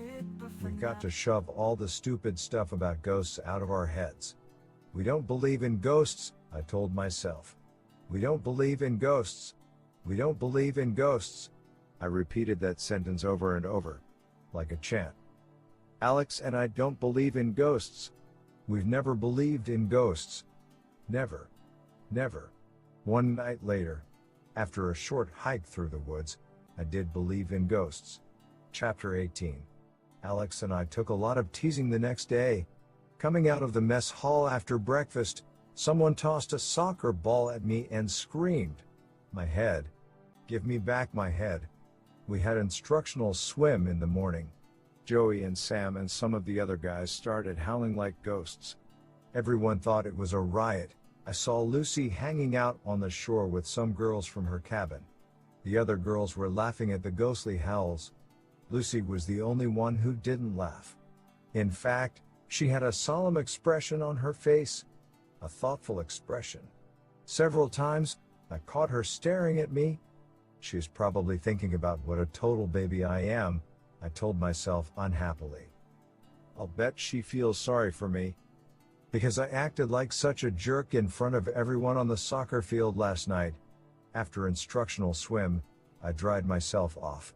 Then I wrapped the towel around myself and walked over to Lucy at the little boat dock. The other girls had wandered away. Lucy stood in her white shorts and t-shirt. She had one foot on a plastic canoe, making it bob up and down in the shallow water. Hi, I said. I suddenly realized I didn't know what to say. Hi, she replied. She didn't smile. Her dark eyes locked on mine. To my surprise, she turned quickly and ran off. Hey, I called. I started to run after her, but stopped when my legs got tangled in my towel. Hey, what's your problem? She vanished behind the arts and crafts cabin. She never looked back. I know what her problem is, I told myself sadly. She doesn't want to be seen talking to a total nutcase. To someone who thinks that a girl's head can roll off, and who thinks there are howling ghosts lurking in the woods. I wrapped the towel around me. Sam and Joey and some other guys were staring at me from the shore. I could see by the grins on their faces that they had seen Lucy run away from me. Maybe it's your breath, Joey teased. They all fell on the ground, howling. After lunch, we had letter writing time. The counselors made sure we all stayed in our bunks and wrote letters home to our parents. It was a camp rule that we had to write home once a week. So your parents won't worry about you, Uncle Marv announced at lunch. We want them to know that you're having the best summer of your lives, right? Yo, spirits. Everyone cheered. I wasn't exactly having the best summer of my life. In fact, so far, this was one of the worst. But I decided not to write that in my letter home. I climbed up to my top bunk and started to think about my letter to Mom and Dad. Please come and get me, I thought I might write. Everyone is weird here. Alex and I are both scared out of our wits. That. No. No way. I couldn't write. I leaned over the side of the mattress and peered down at my brother. He was sitting on his bunk, crouched over his letter. I could see him scribbling away. Were you writing? I called down. I'm telling them about the Camp Spirit Moon talent show, he replied. How I'm going to be the star. And how I'm going to be in the musical next week. Nice. I muttered. I decided I'd tell my parents only good things, too. Why worry them? Why make them think that I'm losing it? If Alex isn't writing about all the weird things, I won't either, I decided. I leaned over my sheet of paper and started my letter. Dear Mom and Dad. Camp Spirit Moon is a lot more exciting than I ever dreamed. Tonight's after-dinner activity is a night hike, Uncle Marv announced. A cheer shook the wooden rafters of the huge mess hall. Where are we going to hike? Someone called out. Uncle Marv grinned. Deep into the woods. Of course, that answer reminded everyone of Uncle Marv's ghost story. Some kids cheered. Others laughed. Alex and I exchanged glances. But the hike turned out to be fun. A full moon made the woods glow. We followed a path that curved around the lake. Everyone seemed in a good mood. We sang the camp song so many times, I almost learned the words. About halfway around the lake, 2 deer stepped out onto the path. A mother and her doe. The little one was so cute. It looked just like Bambi. The 2 deer stared at us. They turned up their noses, as if to say, "What are you doing in our woods?" Then they calmly loped into the trees. The path headed through a small, round clearing. As we stepped out of the trees, the ground appeared to light up. The moonlight poured down so brightly, I felt as if I could see every bush, every weed, every blade of grass. It was really awesome. I started to relax. Sam, Joey, and I walked along singing, making up funny words to songs we knew. We sang on top of spaghetti about 20 times, until kids begged us to stop singing it. Why have I been so crazy? I asked myself. I've made some cool new friends here at Camp Spirit Moon. I'm having an excellent time. I felt great until we returned to camp. The black fog had started to roll in. It greeted us, wrapping its cold, wet mists around us, darkening the sky, the ground, the whole camp. Lights out in 10 minutes, Uncle Marv announced. Kids scampered to their cabins. But 2 strong arms held me from behind. Held me back. Hey! I cried out. I felt myself being pulled into the trees. Shh! Someone whispered in my ear. I spun around to find Lucy holding onto me. What are you doing? I whispered. We have to go to our bunks. We have to get ready for, she hissed again in my ear. Her dark eyes searched my face. Were those tears staining her pale cheeks? Clouds of fog rolled around us. She loosened her grip on my arms. But her eyes stayed on mine. Harry, you've got to help me, she whispered. I swallowed hard. Lucy, what's wrong? I think you know, she said softly. It's all true. What do you think? It's true. I didn't understand. I stared back at her with my mouth open. We're ghosts, Harry, Lucy told me. We're all ghosts at this camp. But, Lucy, I started. Yes. She nodded sadly. Yes. Yes. Yes. I'm a ghost too. Chapter 19. The trees disappeared behind the fog. The moonlight made Lucy's eyes sparkle like dark jewels. But the light faded from her eyes as the fog covered the moon. I didn't blink.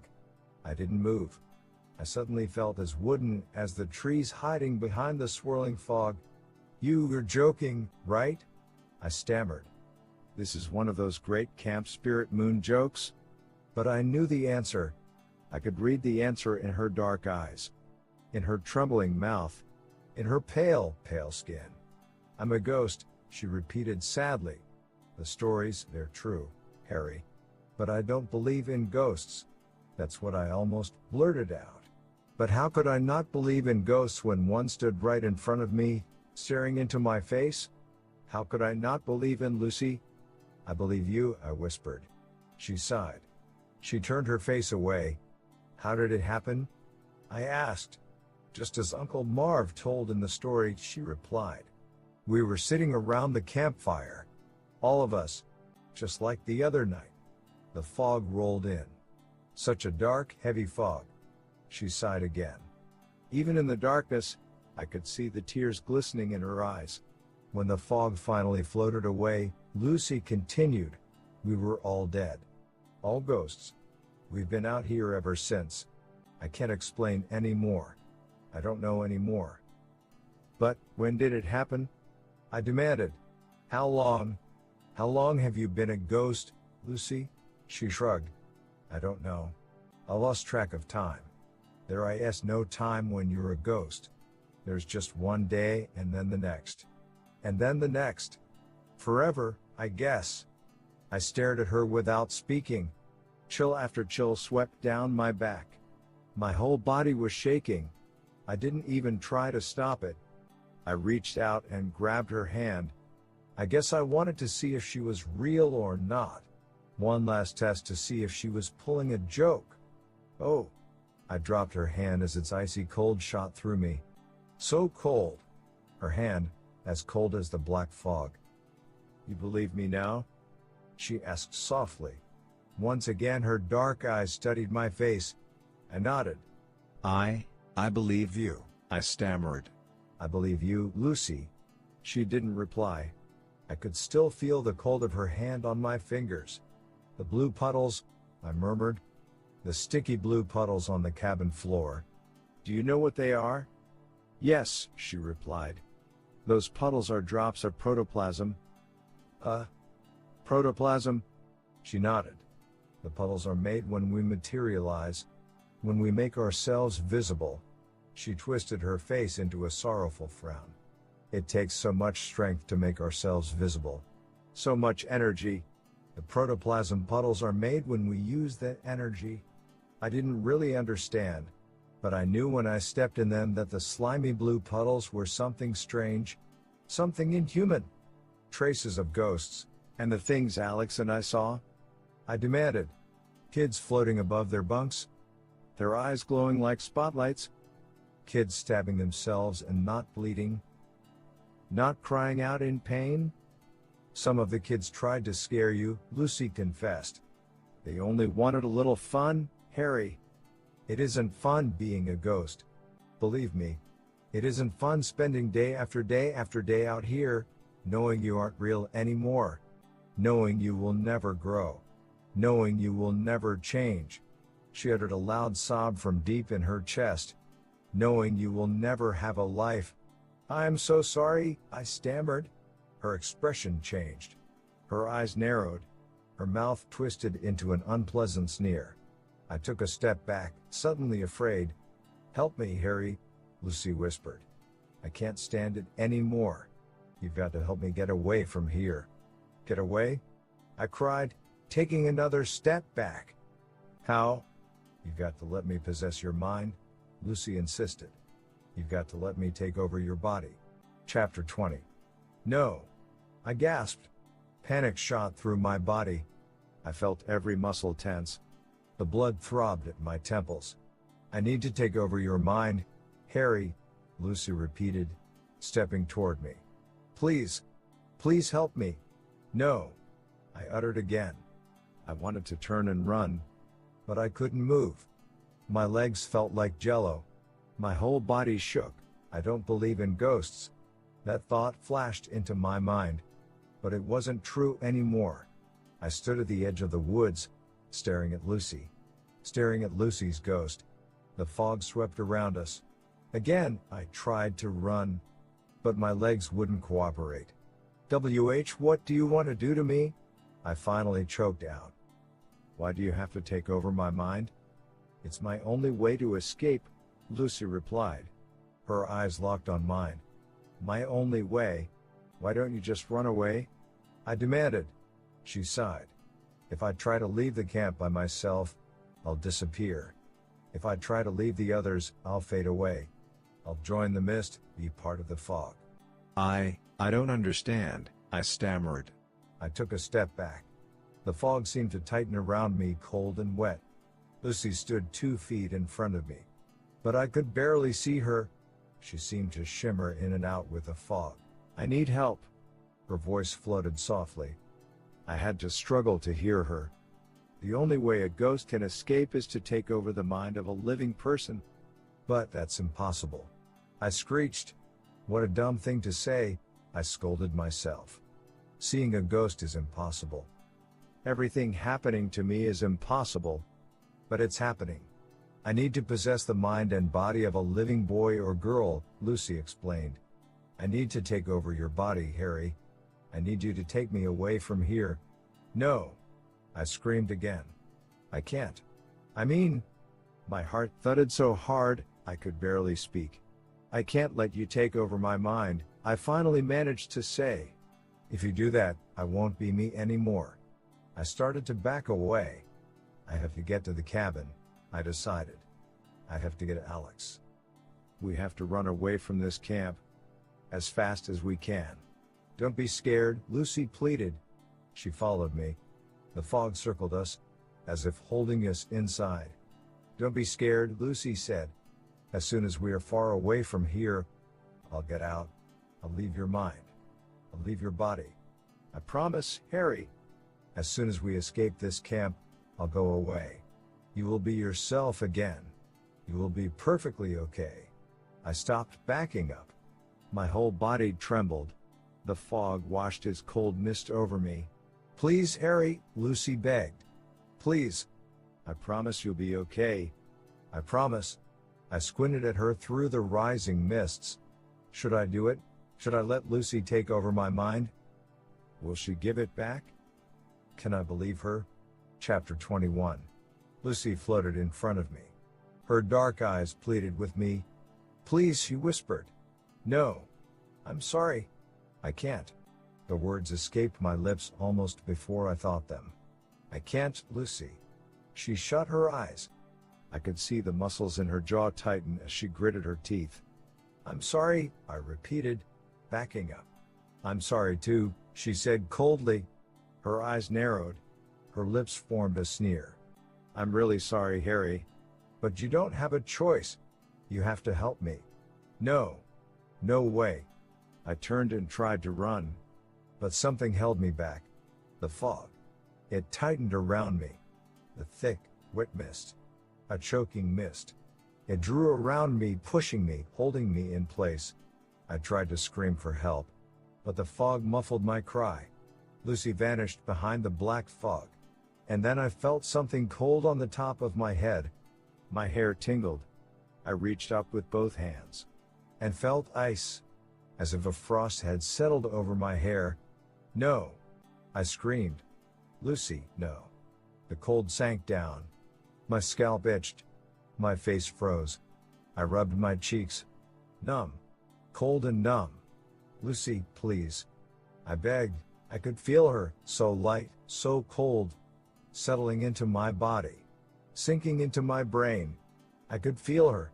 And I could feel myself slipping away. Slipping. As if drifting into a deep sleep. The cold spreading over me. Sweeping down my neck. Down my chest. No. I uttered a long howl of protest. I shut my eyes tight.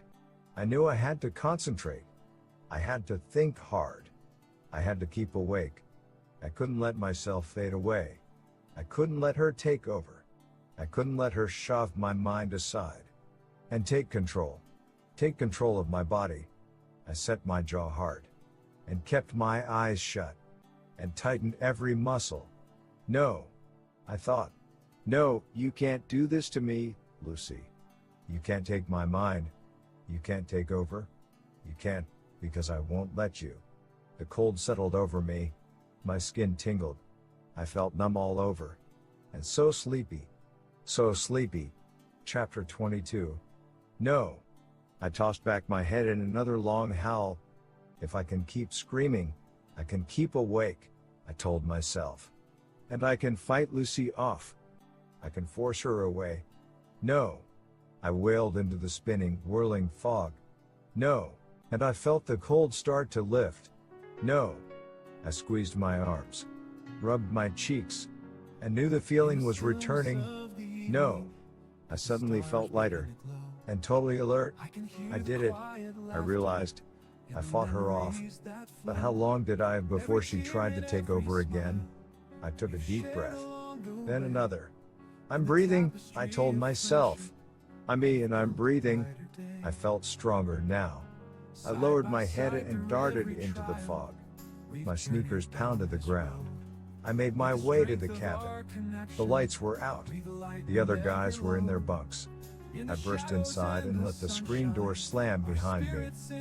What's up? Sam demanded. I didn't answer him. I ran across the room, grabbed my brother, shook him hard. Come on, hurry, I ordered.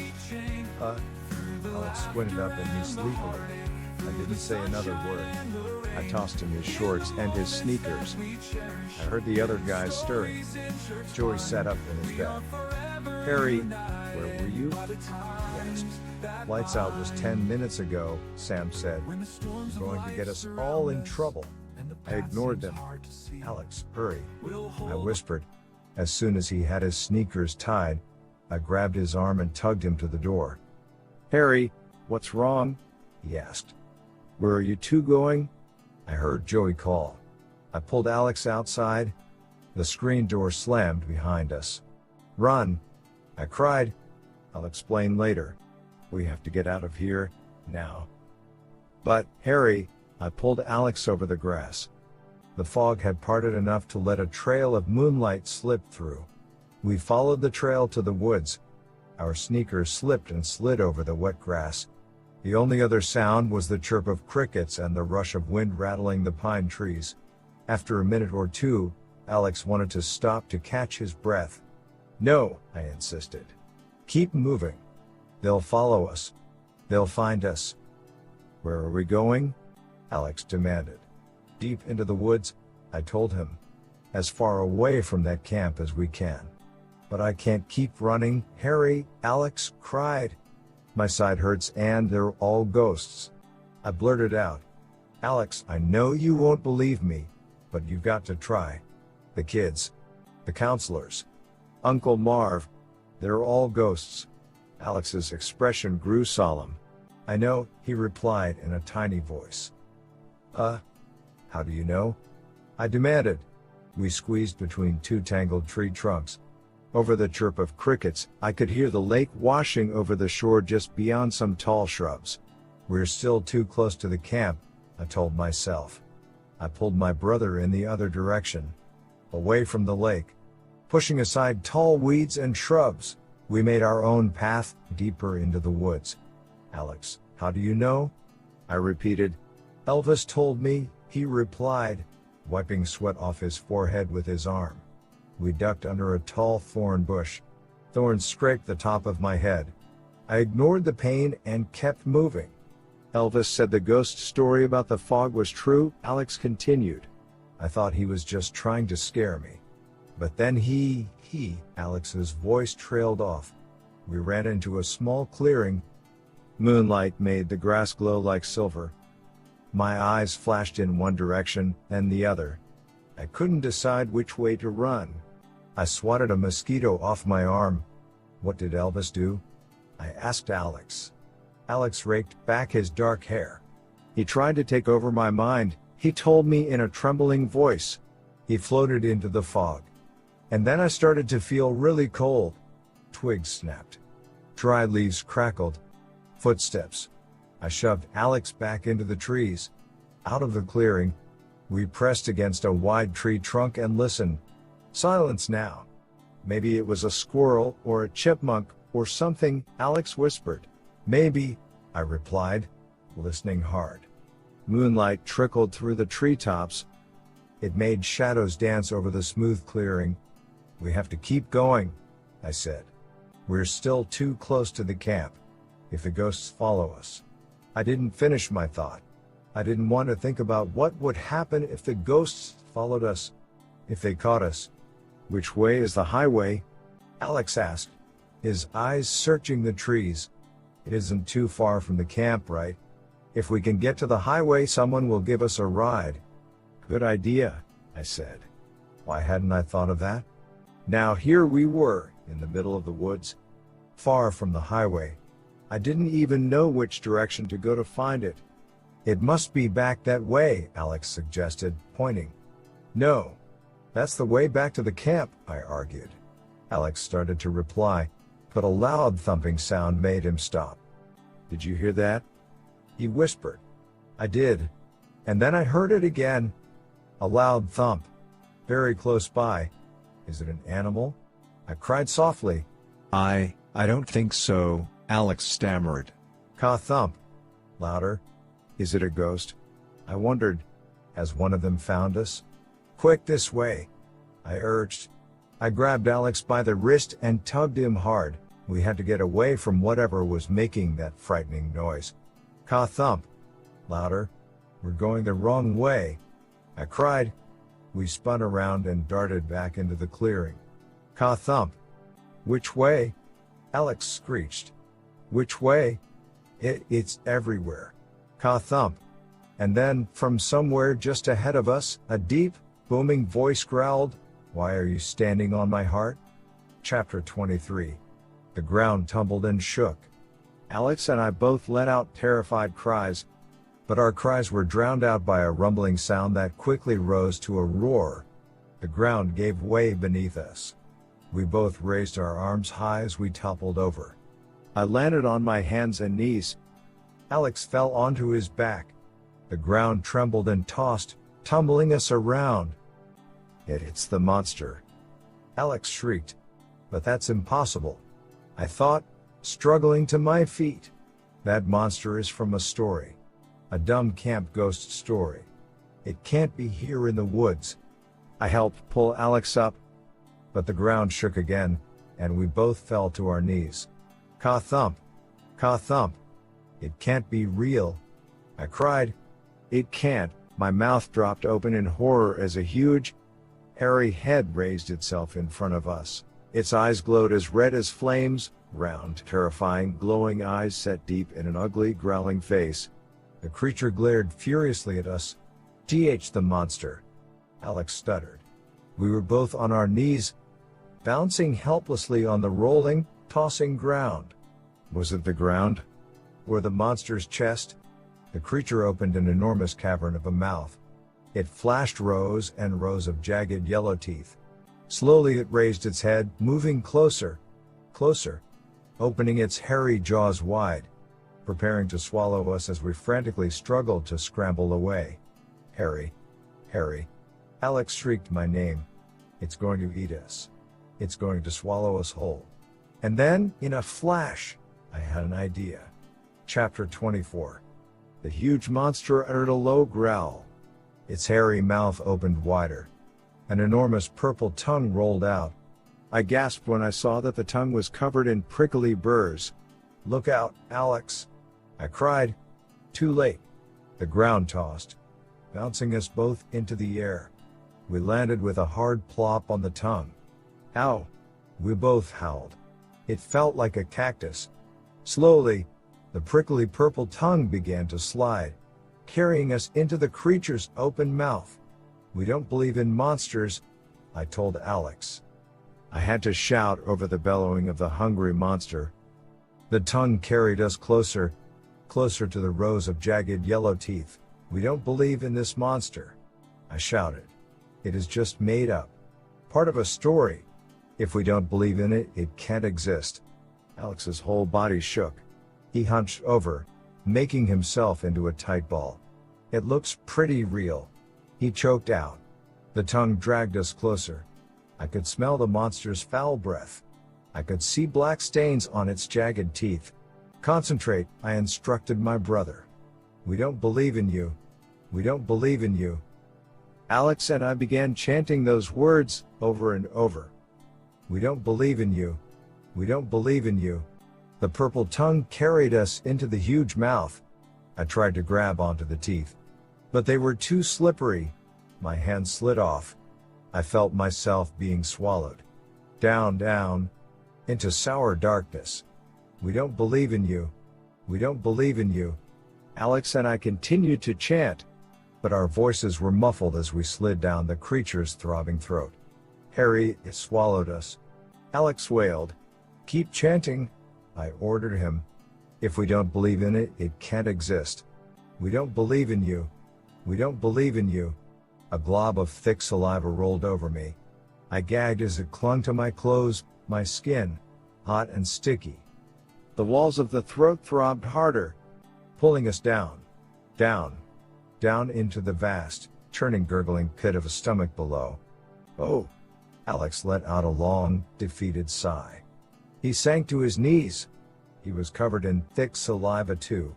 Keep chanting. It's got to work. It's got to. I screamed. We don't believe in you. We don't believe in you.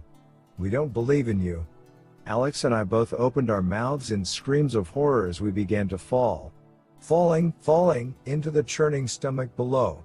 Chapter 25. I shut my eyes and waited for the splash, waited for the crash, waited to hit the stomach floor, waited. When I opened my eyes, I was standing on the ground. Standing next to Alex in a grassy clearing. The pine trees shivered in the breeze. A full moon poked out from behind wispy clouds. Hey! I cried. I was so happy to hear my own voice. So happy to see the sky. The ground. So happy to breathe the cool air. Alex started spinning. Spinning like a top. Laughing at the top of his lungs. We didn't believe in you. He cried gleefully. We didn't believe in you, and it worked. We were both so thrilled. So excited that the monster had vanished. Poof. A puff of imagination. I started to spin with Alex. Spinning and laughing. We stopped when we realized we were no longer alone. I let out a startled cry when I saw the faces all around us. The pale, pale faces with their glowing eyes. I recognized Sam, Joe, and Lucy, and Elvis. I moved close to Alex as the campers, the ghost campers, moved to form a circle around us, to trap us. Uncle Marv moved into the circle. His tiny eyes glowed red as fire. He narrowed them angrily at Alex and me. Capture them, he bellowed. Take them back to camp. No one ever escapes Camp Spirit Moon. Several counselors moved quickly to grab us. We couldn't move. There was nowhere to run. What are you going to do to us? I cried. Chapter 26. We need living kids, Uncle Marv boomed. We cannot allow living kids to escape, unless they carry one of us with them. No. Alex wailed. You can't take over my mind. You can't. I won't let you. The ghostly circle tightened. The ghost campers moved in on us. I tried to stop my legs from shaking. Tried to slow my pounding heart. Alex, we don't believe in them, either, I whispered. He stared at me, confused for a moment. Then he understood. We made the monster vanish by not believing in him. We could do the same thing to the ghost campers. Grab them. Take them back to camp, Uncle Marv ordered the counselors. We don't believe in you. We don't believe in you, Alex and I started to chant. We don't believe in you. We don't believe in you. I stared hard at the circle of ghostly faces. Waited for them to disappear. I chanted with my brother. Chanted faster. Chanted louder. We don't believe in you. We don't believe in you. I shut my eyes. Shut them tight. And when I opened them, the ghosts were still there. You can't make us disappear, Harry, Lucy said, stepping into the circle. She narrowed her eyes at me. They glittered cold and silvery in the moonlight. You made the monster disappear because it wasn't real, just one of our ghost tricks? Lucy explained. We made you see it, but we're all real. All of us. And we're not going to vanish in a puff of smoke. We're not going away, Elvis added, moving close to my brother. In fact, we're coming closer. A lot closer. I'm taking over your mind, Lucy whispered to me. I'm going to escape Camp Spirit Moon inside your mind and body. No. No, please, I protested. I tried to back up, but the other ghost campers had me trapped. You can't. I won't let you. I shrieked to Lucy, frozen in terror. Go away, Alex shouted at Elvis. The woods darkened as clouds swept over the moon. All around me, the ghostly eyes appeared to glow brighter. I saw Elvis reach for my brother. And then my view was blocked by Lucy. She floated up off the ground, up over me. No. Stay away. Stay away. I screamed. But I felt my hair tingle. I felt the cold sweep down over me. Down, down. I felt Lucy's ghostly cold. Felt her slipping into my mind. Slipping down, down. Taking over.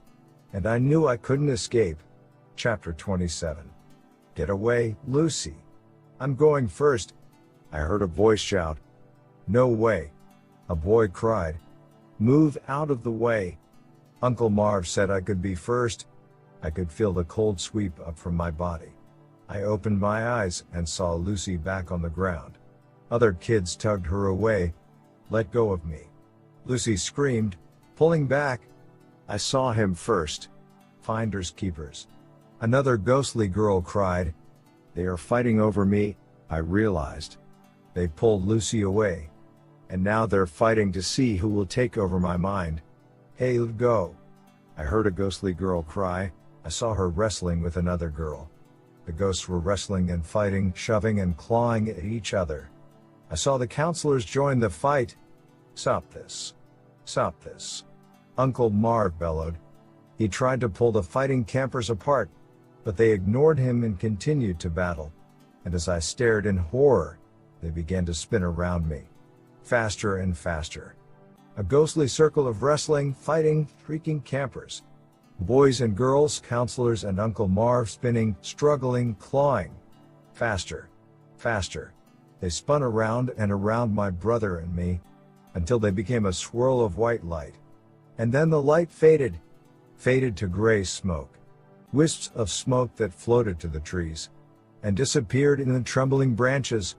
Alex and I stood watching until the last wisp of smoke had floated away. They're gone, I choked out. They fought each other. And they're gone. All of them. I shook my head. I drew in a deep breath of fresh air. My heart was still pounding. My whole body trembled. But I was okay. Alex and I were okay. Are they really gone? Alex asked in a tiny voice. Yes. Let's go, I said, taking his arm. Come on. Hurry. Let's get away from here. He followed me eagerly. Where are we going? To the highway, I said. We'll walk past the camp to the highway. And we'll stop the first car that comes by. We'll get to a phone. We'll call Mom and Dad. I slapped my brother on the back. We'll be okay, Alex. I cried happily. We'll be home before you know it. We walked quickly through the woods, pushing bushes and weeds out of the way, making our own path. As we made our way to the highway, Alex started to hum a song to himself. Whoa! I cried. Alex, what's wrong? He stared at me in surprise. I stopped and held him in place. Sing that again, I ordered. He sang a little more. Horrible. His singing was horrible. Totally off key and sour. I stared hard into my brother's eyes. Elvis, is that you in there? I cried. Elvis' voice came out of Alex's mouth. Please, Harry, don't tell, he begged. I swear I'll never sing again, if you promise not to tell. And that was the last line of the book. The end. If you enjoyed the video, give it a like and share it with your friends. For more audiobooks and stories, subscribe to my channel. See you folks in the next video.